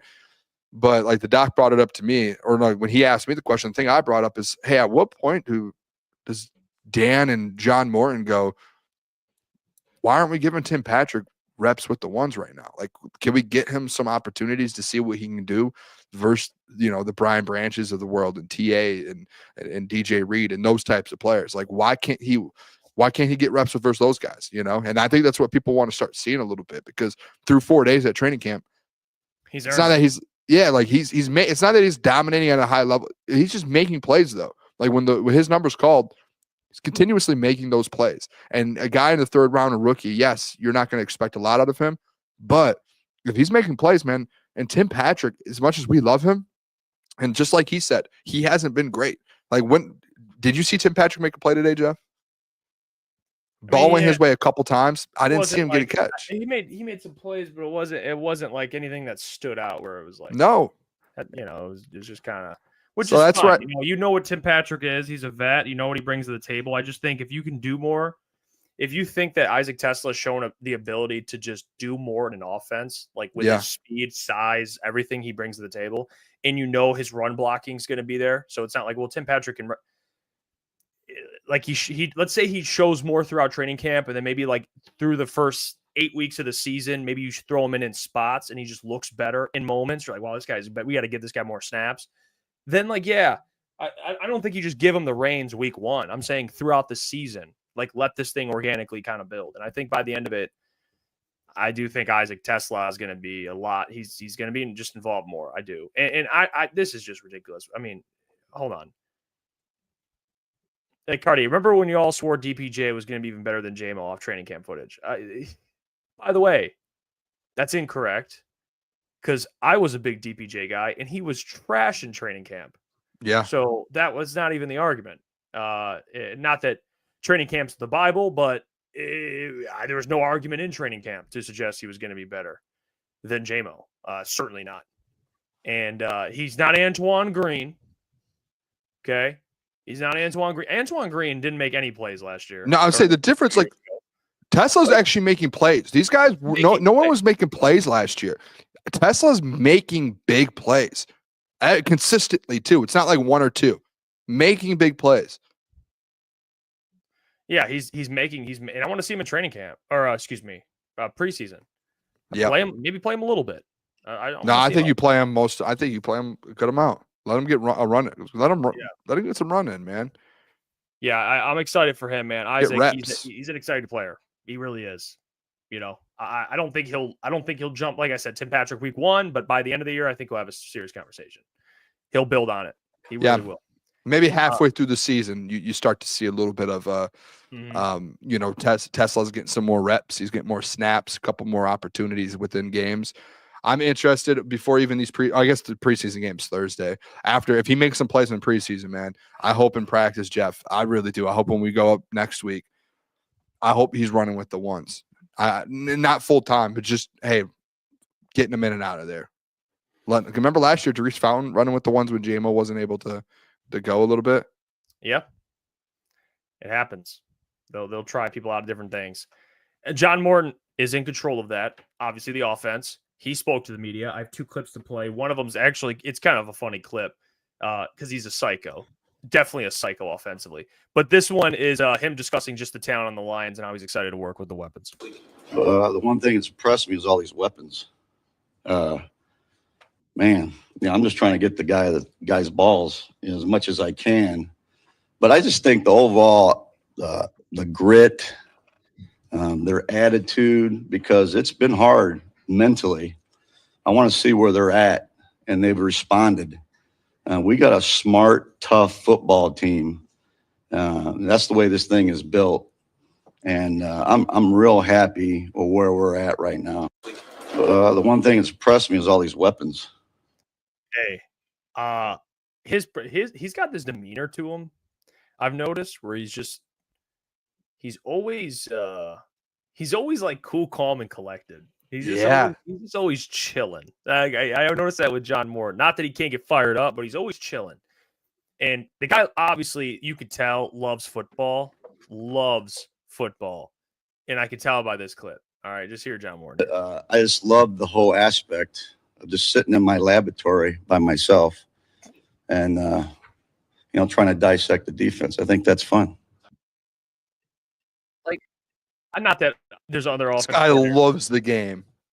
Yeah, because he talked about in the press conference, he said, I haven't went on vacation up until recently because I was self-scouting OTAs. Like, he was just diving into OTAs. He had probably this big, I can just imagine in my head, like a big ass whiteboard. And he's just like, he's just looking, like drawing stuff up. He's like, no, we're going to put this here, put this guy here. And he's just learning everything. And you could tell, like, again, he loves the game. And he talked about some interesting things in the press conference, obviously, which we'll get to in a second. But I did want to mention this. I am intrigued by the whole like John Morton experience. I think he's obviously a bright guy offensively. He did talk about, which I thought was important, how he feels. They asked him about pressure, and he said he kind of flexed a little bit too in the press conference. He said, I've been coaching for 27 years. I'm not the guy to ask about pressure. Like, this isn't like a 34-year-old new OC and he's all giddy and like, he's like, dude, I've been in the league for a long, long time. Like, I think pressure, he talked about how pressure is like, it's going to be part of it, but he doesn't feel pressure. He said, this is my second time doing this, obviously with the Jets, which people bring up. And he said, I am more prepared to do this now. Like, since then, I've learned a lot, which we're going to find out. But like what he was saying, I was, okay, fair. I kept saying, fair, that's fair. Okay, understand that. But you could just tell he's just like, nothing's cracking this dude. Like, in terms of being, he loves, he just loves ball. That's what I think is like the fact that he just says, like, I want to sit in my office with no one, just by myself, and for hours, just sit there and watch film and just figure out what I don't know how you don't, like, he's talked 2 or 3 times in the media now. I don't know how every time you listen to him, you don't get a little bit more like comfortable. Okay, this could be, we're going to be good. We're going to be good. Like, every time I hear him talk, it gives me a little bit more confidence. I still think there's questions, and you have to, the biggest thing, and I got mad at you the one time, Jeff, like, you got to see it. Like, okay, you can say that about everything. But, like, yeah, there is a side where you got to see it. But every time this guy talks, dude, it's like, this guy's just he's a football guy. He's a football guy. John Gruden being like, you guys think I'm crazy about ball? John Morton's crazier. Dude, John Gruden's the craziest football guy in the world. And him just come up and be like, John Morton's crazier than me about ball. Like, dude, we might have the right guy in the building, man. If you're talking about a guy that's just going to outwork everyone and figure this thing out, at least Dan knows, like, his OC is not going to get outworked. That's a big thing. Yeah, he's not going to get outworked. I don't have that. I don't have any doubts about his work ethic. I mean, he clearly loves the game. I mean, he also mentioned too, which I thought was really important, trick plays are not going anywhere. Yes, they're not getting rid of huge. So I don't know if people are excited about that or not, but he said, like, no, we're going to keep what works well. He's like, I want to make sure that we're not switching things up if we don't need to change them, obviously, which is the right approach. Trick plays, whether you don't like them or whether you love them when they work and don't like them when they don't, they're not going anywhere. So, yeah. I think that's a good thing. I know a lot of people like the JMO trick play, don't like that. Like, we could have gone without that. I still do think that you need to in the NFL, especially if you want to be a top 5 offense, and with the weapons you have, you do have to have a little bit of a mind to where, hey, how can we take advantage of defenses? And that comes with the trick plays. Like, we should do a tally one day, Jeff, on the trick plays that the Lions ran with Ben Johnson, let's say over the last 2 years. and see the percentage of how like what they've worked.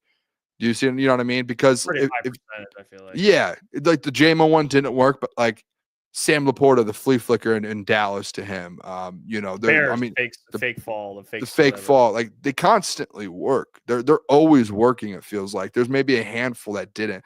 So if you do look at it in that aspect, it's like, okay, you still need to have that part of your offense to throw defenses off. Where a defense always has to be ready, and that's what makes it hard to play against this Lions offense. Because you don't know if you're going to get a trick play. You don't know if it's just going to be a normal run. You have to be prepared for every single thing. Yeah, well, he complimented Tate Ratledge. He said Tate is a very smart guy. We talked about how Graham went into Graham, how he's more natural at center. He also said he wants to isolate wide receivers. That's what he meant with the JMO stuff. Like he wants to put JMO on an island and isolate him for one-on-one deep shots. And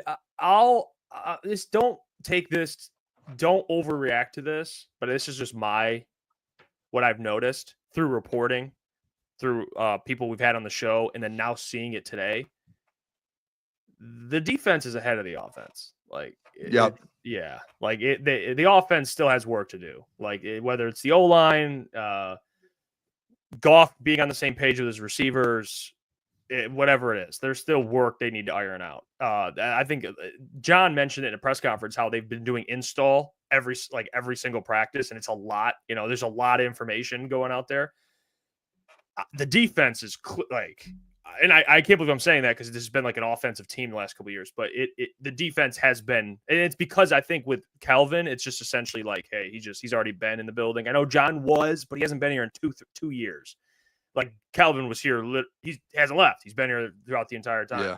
So I will say the defense is farther along. I'm not going to say that's like a cause for panic, but that's just the reality. So the deep shot thing, yeah, they didn't connect on some today. It's not the end of the world, but yeah. I think last year, I don't know. You obviously agree with that. I don't know if you noticed that as well. Defense. Doc asked me what was the one biggest takeaway you've had in camp about camp so far. My number one thing I said was the defense looks like they're right now the best part of this football team. And that I do think, I don't know if you remember, I believe last year during training camp, it was a similar thing, even with Ben Johnson. At training camp, the defense, everyone was hyping the defense up, being like, hey, the defense is winning every rep. The defense is winning positional drills, situational, 11 on 11. They were winning those drills. And my thought with that, Jeff, is I think defensively less has changed when it comes to like personnel than offensively. Like, you essentially have a new offensive line. You're adding potentially like an Isaac Tesla. You have the new OC. Defensively, you essentially have everyone back. You're not changing much from last year besides DJ Reed. Right. So in my mind, and Kelvin was there last year as well. So it's just, hey, these guys are just getting better to where they don't really need to learn. A lot of those guys don't need to learn anything new. They don't have to. With the offense, I mean, some of the most important positions is the O-line. So all those guys kind of figuring that thing out, I think that changes a lot. Coach and Rock a new OC that wasn't in the building last year. Coach Rock says, does that mean it wasn't Ben Johnson's ideas with the trick plays, or at least most of them could have been MCDC all along? I don't think it was either one. I think it could be all the above. Like Dan. Yeah. I don't think Dan was he probably was involved on those trick They plays. all were. Do you remember Ben, who he said draws the plays up, the trick plays up? Morton? No, he said Jared last Goff? year. No, it was who was a quarterback's coach? JT Barrett, and they had like a crew of like 3 or 4 guys, offensive assistants, that would just sit. He said that their main jobs for some days of the week and throughout, game weeks was to watch film of opponents, see where their weaknesses were, and come up with trick plays versus them. He had mentioned that in a press conference. So we don't think we have those guys anymore. Probably Dan. Yeah, I would assume Dan. Yeah. I mean, he definitely had input on that, like for sure. Definitely. Burning says Hank, Brunell, and JT. I don't know. That might have actually been the crew. I can't remember. It was a crew where it was the guys you wouldn't think, but I know JT Barrett was kind of at the head of it, drawing up a lot of those trick plays. Obviously, the trip one. I remember on the quarterback show, Ben watched the Packers game where Jordan Love fell. They made a play, and then he kind of thought of it. So there is that side of things too. So It's kind of just probably everyone has a hand in it. Trey says offensive success predicated on precision. Defenses react, so defenses are always ahead of the offenses to begin with. I mean, yeah, it makes sense. It's fair. Again, I take that with a grain of salt, but I'm just saying that's what I've seen. The defenses, they're making plays off the rip. And John he mentioned it because you were talking about like offensive philosophies. Like I need to see what the defense is doing, and then we'll figure it out. Which it'll take time. Yeah, yeah. Speaking of the defense, have you seen what Dwight Freeney said about Hutch already? Like, you know what? We'll talk about that tomorrow. Let's say tomorrow. Yeah, let's get the Anzalone thing. Let's see the Anzalone. Because shout out Dwight Freeney though, man. Yeah, we'll get in. Dwight Freeney said something about Hutch. We'll get into that tomorrow. Actually, I'll save that one. But we do have an update on Enzo. I want to play this. This is NFL Network. I think NFL Network. Mike Garafolo. Yeah, that one almost got you, dude. That one. Mike Garafolo. I don't know. Or Garafolo or something. TV, I don't know. This is TV. I don't know if we can play it. But I'm gonna play it anyway, and we'll figure it out. But Mike Garafolo commented on Anzalone's extension. This is what he had to say. Let's take a listen, give our thoughts on it. Here we go. All these Lions fans want to know about Alex Anzalone. He's dealing with a bit of a hamstring issue, but this is going to be news eventually. Do they get something done, understanding what's to come with their finances? I'm going to say no, Stace. I haven't sensed any momentum in that direction. He's scheduled to be a free agent after this season. He's still at a point in his career, and you've seen at the linebacker position, you could be productive post-30. I still think this guy's got good football left, and if he hits the free agent market, which I would say at this point, I mean, it's hard to project these things now, but I would say that, yeah, I think that's where this one is headed. He will play out his last year in Detroit and certainly be all in and be a big part of what they do defensively. I think he'll have a lot of interest this upcoming offseason for sure, if that winds up being the case. And I know in a contract year, you want to be productive and you want to put that on tape.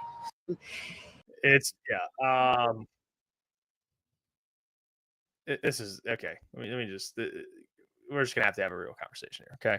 Stay with me. No.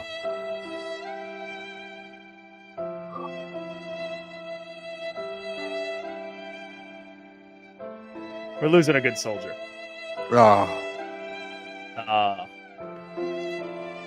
I don't make the rules. Good man. Listen, I don't make the decisions. I'm just reporting the decisions. And the decision seems to be Anzo will not be a Lion next season. He's not. It's done. It's done. Okay. It's not even like a breaking news, like NFL Network reported it. This has kind of been heading this way. Like as much as the Lions, they pay guys early. You're not waiting. Like I just don't. And you see the crowd was chanting "Pay the man" when he was out there. Yeah. It's done.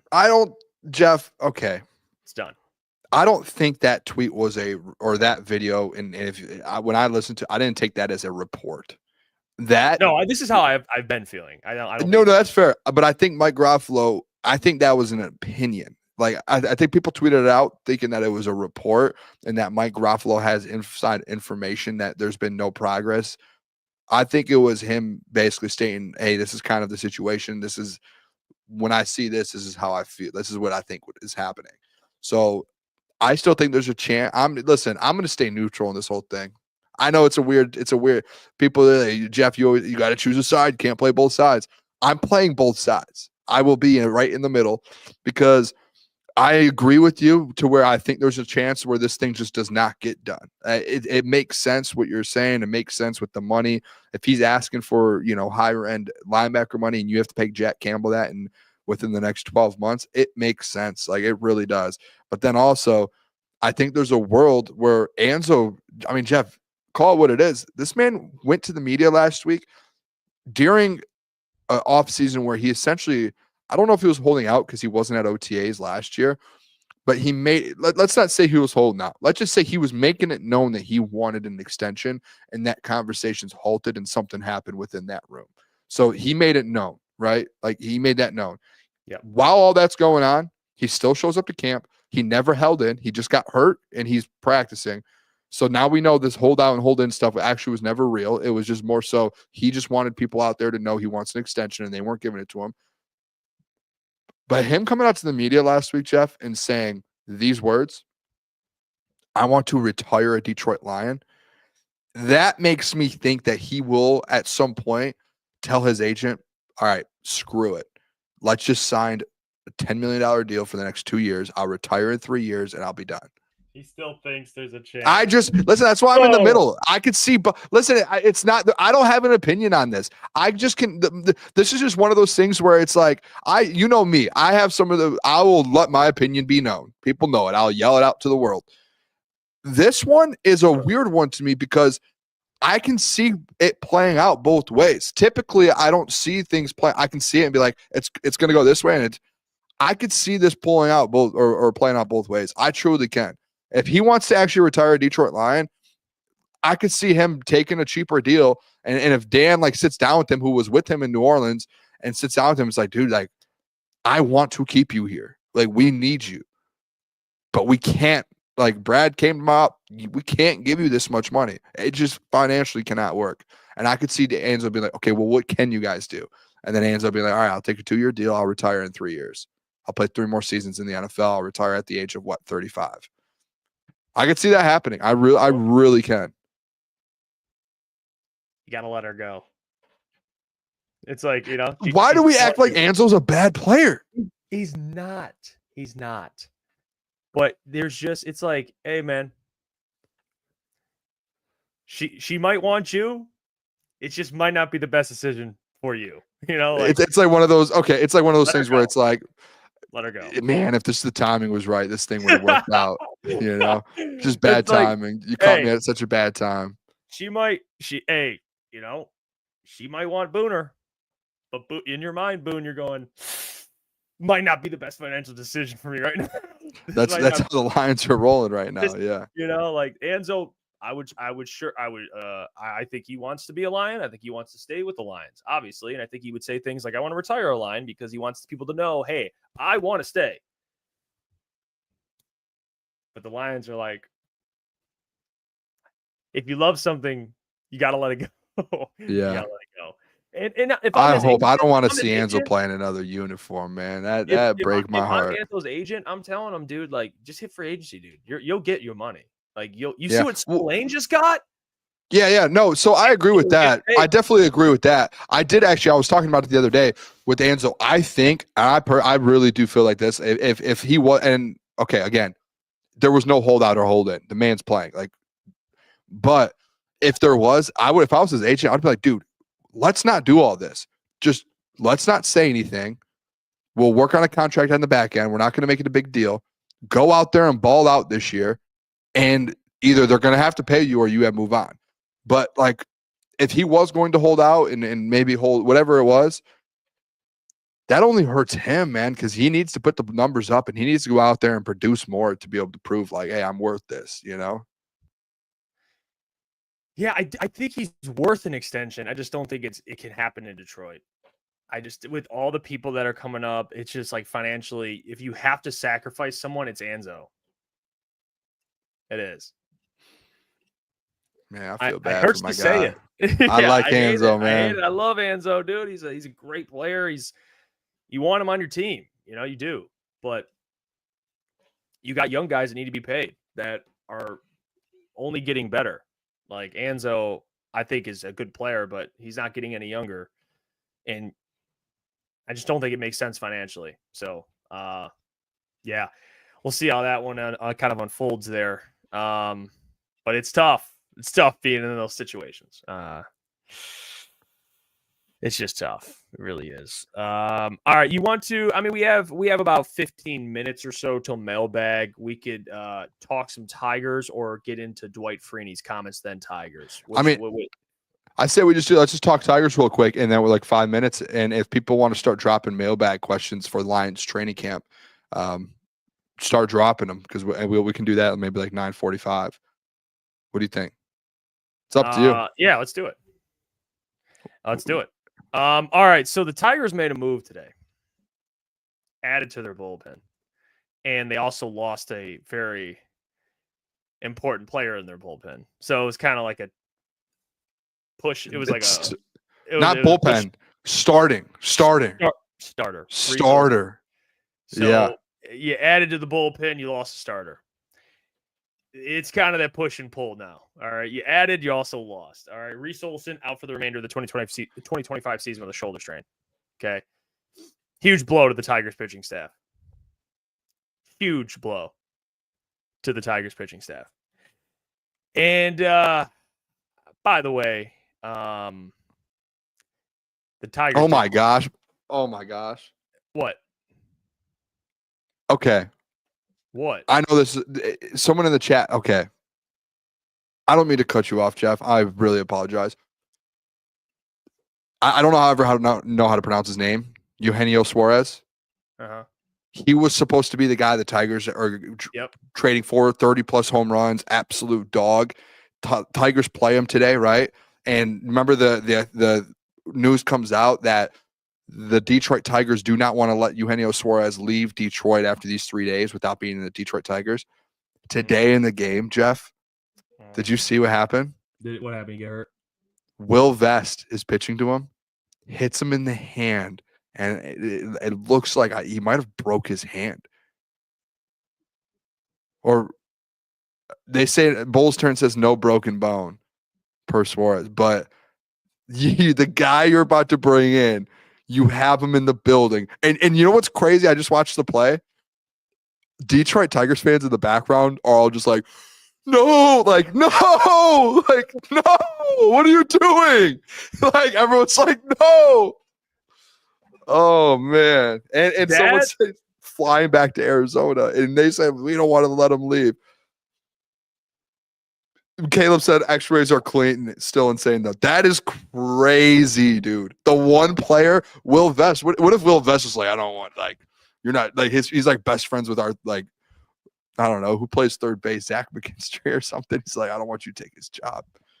Is Caleb home? I mean, Caleb, you can join if you want.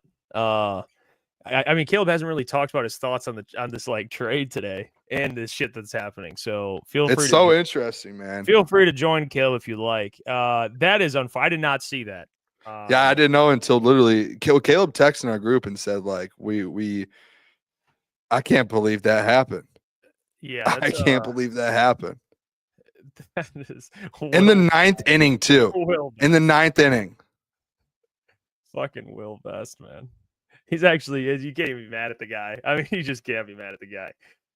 You just can't. They did add to the bullpen. Starting pitcher. Chris Paddock. Yep. What's his ERA? I think someone tweeted it's like a 4.95. I think he's like 3-9 on the year, so he's not having the best year.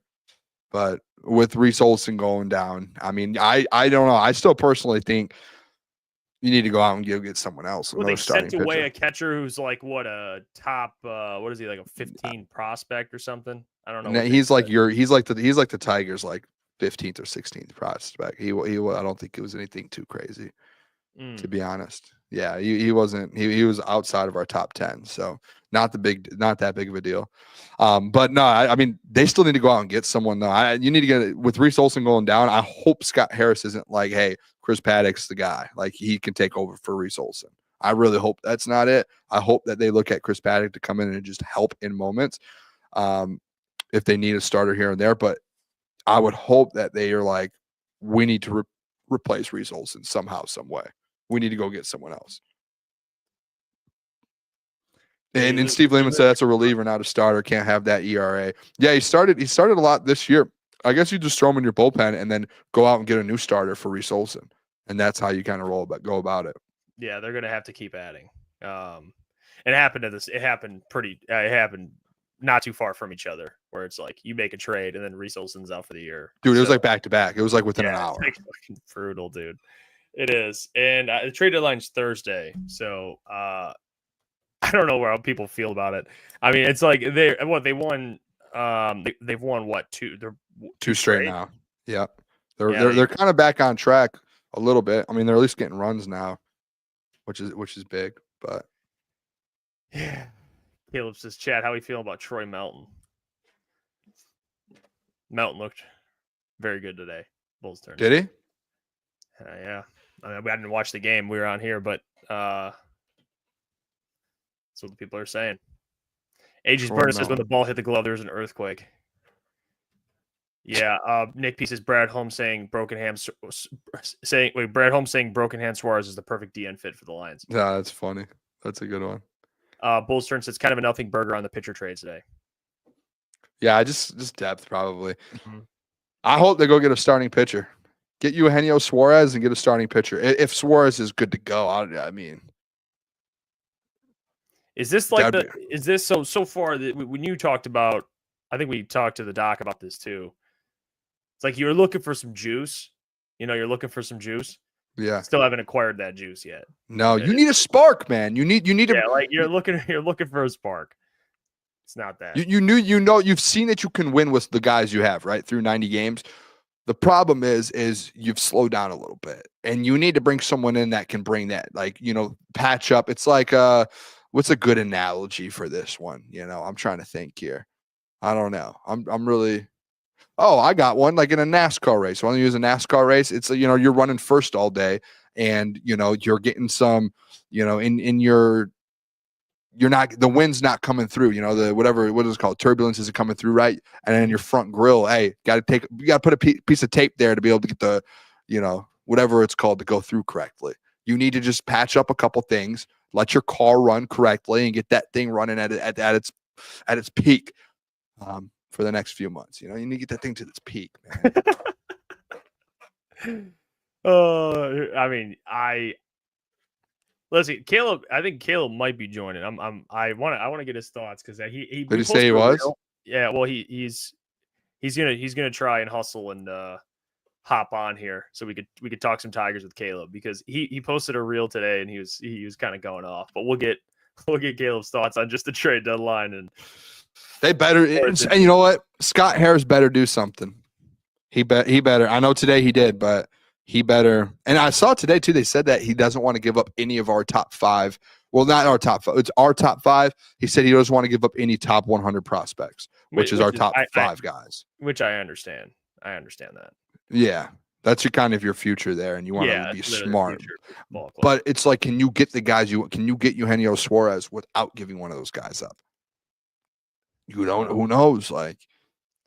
That's what we'll talk to Caleb about that. Yeah, it's a big question. It's a tough. I mean, that's Scott Harris. This is where pressure kind of makes diamonds here. I mean, he's done a good job, but these are the scenarios where every GM, no matter how much you're loved, it's like Brad Holmes goes through this, and Brad has accomplished more, but it comes to these ones where it's like the people are looking at you, bro, to make a move. They're looking, and if you don't, even if you feel like it's the right decision, people are still going to shred you. It's just how it is. And I don't know. There's actually fans out there that are like, stay put, sell. There are. I've seen on Twitter. I've seen fans. I think people just like. There's fans on Twitter that are like, they're not going to win the World Series this year. It's over. You might as well get something and keep building this up. Yeah, that's a little ridiculous. That's crazy. Yeah, if you feel about the World Series, big picture stuff, it's like just the sell. Like what? How stupid do you have to be? It was a bad slump. Like a bad slump. And we could talk about like, oh, it's a long season. There's going to be slumps. No, this was a bad slump. Really bad. And they just strung back. What did AJ Hinch? He talked about it too. Like, we were actually golfing and we saw the quote from AJ Hinch, and you actually brought it up. And he's like, "Hey, we're in a pretty good spot. It's just we just need to get some wins. We need to stack some wins, man. Like we're not." Yeah, he basically. Go ahead. No, I'm sorry. He basically just said like, we're still a really good team. He was like, we just need one win to get us back, which they got it, and now they're back-to-back winners. Yeah. Yeah. And Nick Peace's trade school for the farm. I mean, that's a joke. He's joking. Yeah, you got to give him every penny he wants. That's what you need to do. Has to be kidding. Yeah, you can't let that man leave. You just can't. You can't. And that's the other big one. That's the other big one for the future. If you don't want to fuck this thing up, You got to make sure School stays in Detroit for a long, long time. It just is what it is. Peter says Melton looked like the Job replacement for the year now. He needs to be the Olsen replacement. Yeah, they need an Olsen replacement. They do. Burning issues. How does Rakestraw look? Haven't heard anything since he returned to practice. Also, is Broderick Martin nose tackle 1? No, to the second question. I think Rakestraw didn't look bad today. He did have one play at the beginning when we were there that I think someone kind of cooked him, got a pass, but then I think after that, I think he was fine. I actually saw today, I think it was Branch actually said it was like, hey, Terrion or not Terrion, Ennis Rakestraw. Yeah, he said Ennis actually looks good out there. Like he looks like he's holding his own. He just needs to has to stay. Yeah, just stay healthy. He's good. Yeah, it's really just health with him. That's the thing. Phil says, Mailbag, how hot was it out in the field today? I don't know how those players practiced in it. They're different because I was sitting in a seat and dripping sweat. So yeah. Let me just in perfect timing. Caleb just joined the show. Caleb, get the hell over here, man. I mean, look at this guy. Put him in the middle. This guy got a banana suit on. Dude, it's just a yellow shirt. Yeah, that's it's banana yellow. suit. It's yellow. Yeah, it's yellow. The guy looks like a highlighter. I mean, he's highlighting stuff over there. It needs to be a shade less yellow, and then I think it'd be acceptable. It's kind of just my wearing around the house shirt. Everybody has one of those. So, but it is. I do for sure. Yeah, I have one that has a big hole in it right in my gut. Okay. All right. Yeah, this is where we transition.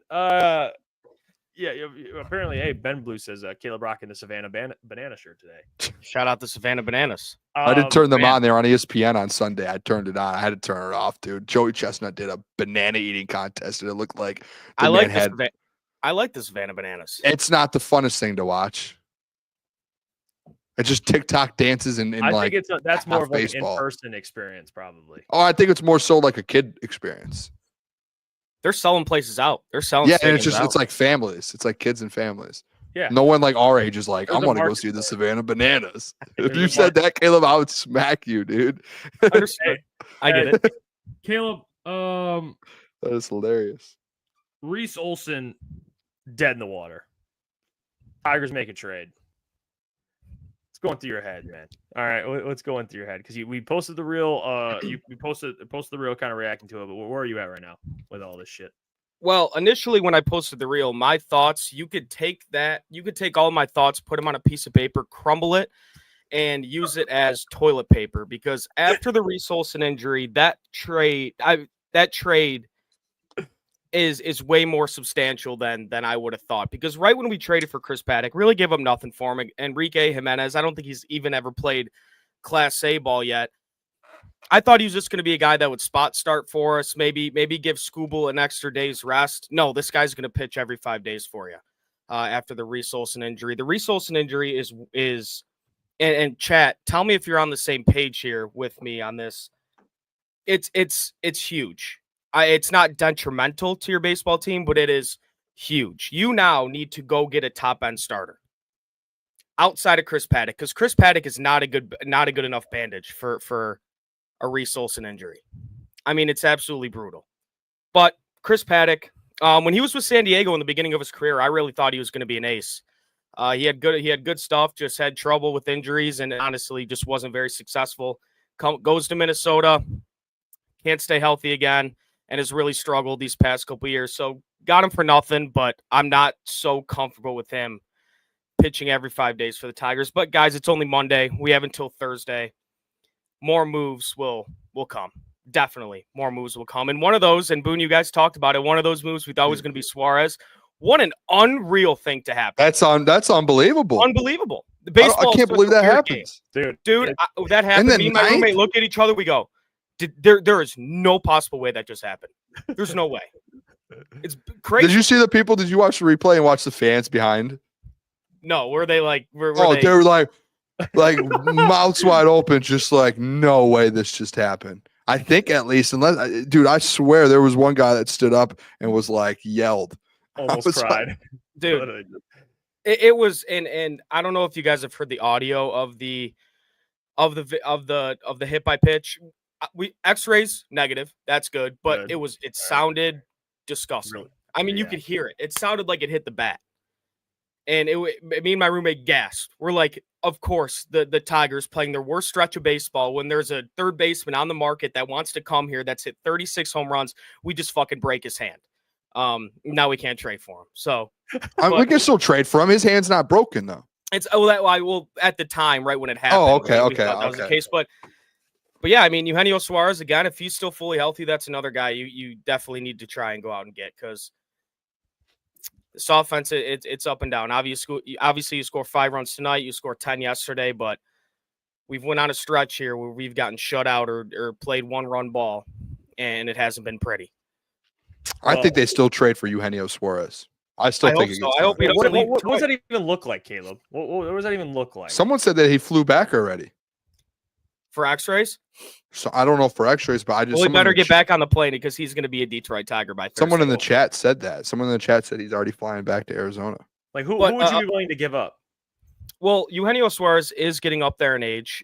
This year, he's not playing that great of a third base, so that hinders his trade value a little bit for the Diamondbacks. He is a rental. This is his final year on his deal, so I mean, I'd be comfortable giving away, maybe a player or two in our top 10, whether that's a guy we saw pitch tonight in Troy Melton, even though after the Reese Olson injury, we might need as much starting pitching as we can get. And I could see maybe a guy like Jace Young being a part of that deal. That's a guy that I've said for a long time just needs a change of scenery, has come up here a couple times and not performed, but I think there's a good baseball player in there. And another guy, it's like you see today they call up Andy Ibanez and Ryan Kreidler. I think they're looking at Justin Henry Malloy for a potential trade because he's had a couple opportunities up here, and I thought he's played pretty well given the circumstance, and they've kind of just left him down there in Toledo. And I think right now would have been a perfect position to bring him up. They didn't do it, so maybe that's another guy they just want to keep down there, keep healthy, and add him to a potential trade. But, yeah, for Suarez, I think it's probably going to take 2 top 10 players in our farm, closer to the 9 and 10 range. Really? I mean, he's a rental and he's older. But I see someone in the chat, Stern says Lorenzo and Anderson maybe. I could see that. I'm really curious to see what this see what the package is for Suarez because, like I said, like he's up there in age. He's a rental. He doesn't play the greatest third base. He has in career, but this year I think he's -12 in defensive run saves. So I don't know. We'll see. I don't think it's not going to be like a world beating blockbuster type deal. All right. That's good, Dad.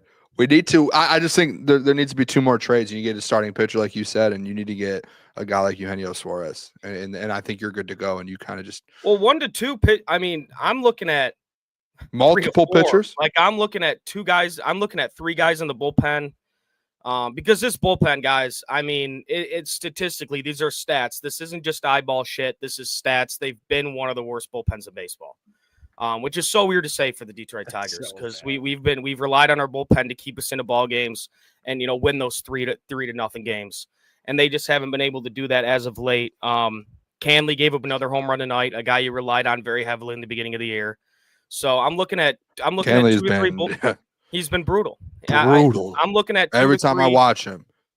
It's bad. I'm looking at 2 to 3 bullpen arms, especially one guy that could pitch in the late innings, be the setup man for Will Vest, and then I'm looking at another starter and another bat. Is that too much to ask for? Can the big fella just not ask for all those things? Can the big fella not ask for 6 good players at the trade deadline? Okay, I'm going to say this. I don't think that is the most realistic thing. Well, let me say this, Boone. 6 trades at the trade deadline. You want 6 more guys. They already did one. You want 7 total trades? It could be 3 at the trade 3 deadline, total? right? I mean, it could be 3. You get 2 players. Obviously. What, bro? That feels so unrealistic. Oh, no. Caleb, I think right now you're setting yourself up to be disappointed. Because I understand how this. I have a good feeling how this trade deadline is going to go. Scott Harris already came out and said we're going to be relatively conservative. If I was the GM of this baseball team, I put my baseball team put themselves in a position where they're 20 games over 500. They're 8 games ahead in the AL Central. on paper, you're a pretty talented team. Why not go get better at this trade? I just deadline? don't think I've ever seen a professional team at a trade deadline trade for 7 players. That is ridiculous, dude. Like, I love you so much, bro, but that really feels like if you were the GM and my GM traded for 7 players at the deadline, I'd be like, bro, you're not even buying, dude. You just created. That's a whole. You're 2 players away from being able to throw a whole team out there on the field. That's a new team. Like you just need to listen up. Listen. Guy came in here and said that is what roster. That is what you need. That is what you need, right? Then you don't think they can win a World Series because you're not getting 7 guys. You're getting with counting today. You got 2 today. You're gonna get 5 max. Counting the 2 guys. That's 1 off. Counting the 2 guys today, though. Counting the 2 guys today, 5 max. Yeah, and I could see that. I could see that being a 2 more trades, maybe 2 relievers in a bat, and I'd be happy.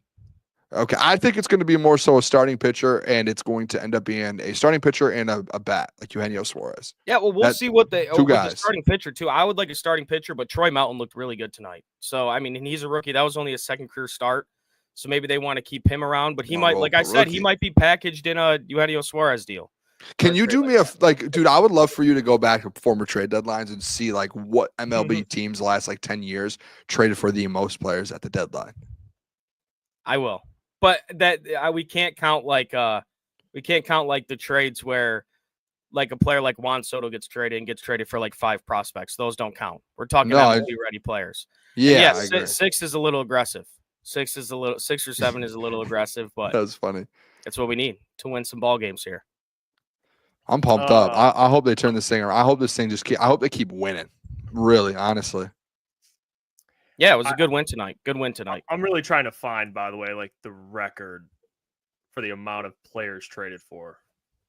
Well, when I'm thinking about it in my head, it's like, okay, you get Randy Dobnak, who, by the way, Randy Dobnak, I believe grew up in Michigan, but I don't know if you guys are familiar with the league that's played in Utica at Jimmy John's Field with the Utica Unicorns and all those teams. He played in that league. I think he's the first MLB player ever to be to come from that league, so that's pretty cool. But I mean, just thinking about it in my head, it's like you get the 2 players today in Paddock and Dobnak, and then I mean, I don't see why you can't go get 2 relievers in a bat. That's 5, 6-ish players. Wait, you said one of these players played for the Jimmy John's league?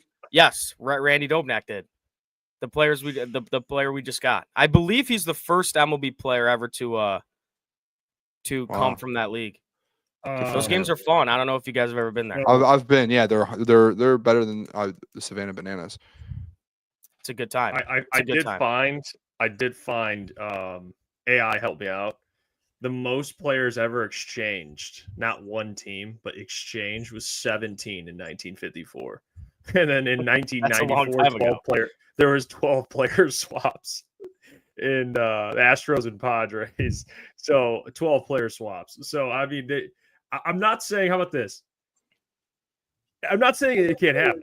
I think I mean, never say never with this type of stuff. You know what I'm saying? No, you can't. Anything's possible. It's been over 20 years. Anything's possible, dude. Caleb said, I want a full new 9. My math was definitely wrong when I was doing it in my head. But realistically, 30 years, I think. Realistically, I think this team could bring in 3 more players. Truly, no, I do. That's hilarious. I love it. I mean, what's going on with Parker Meadows, by the way?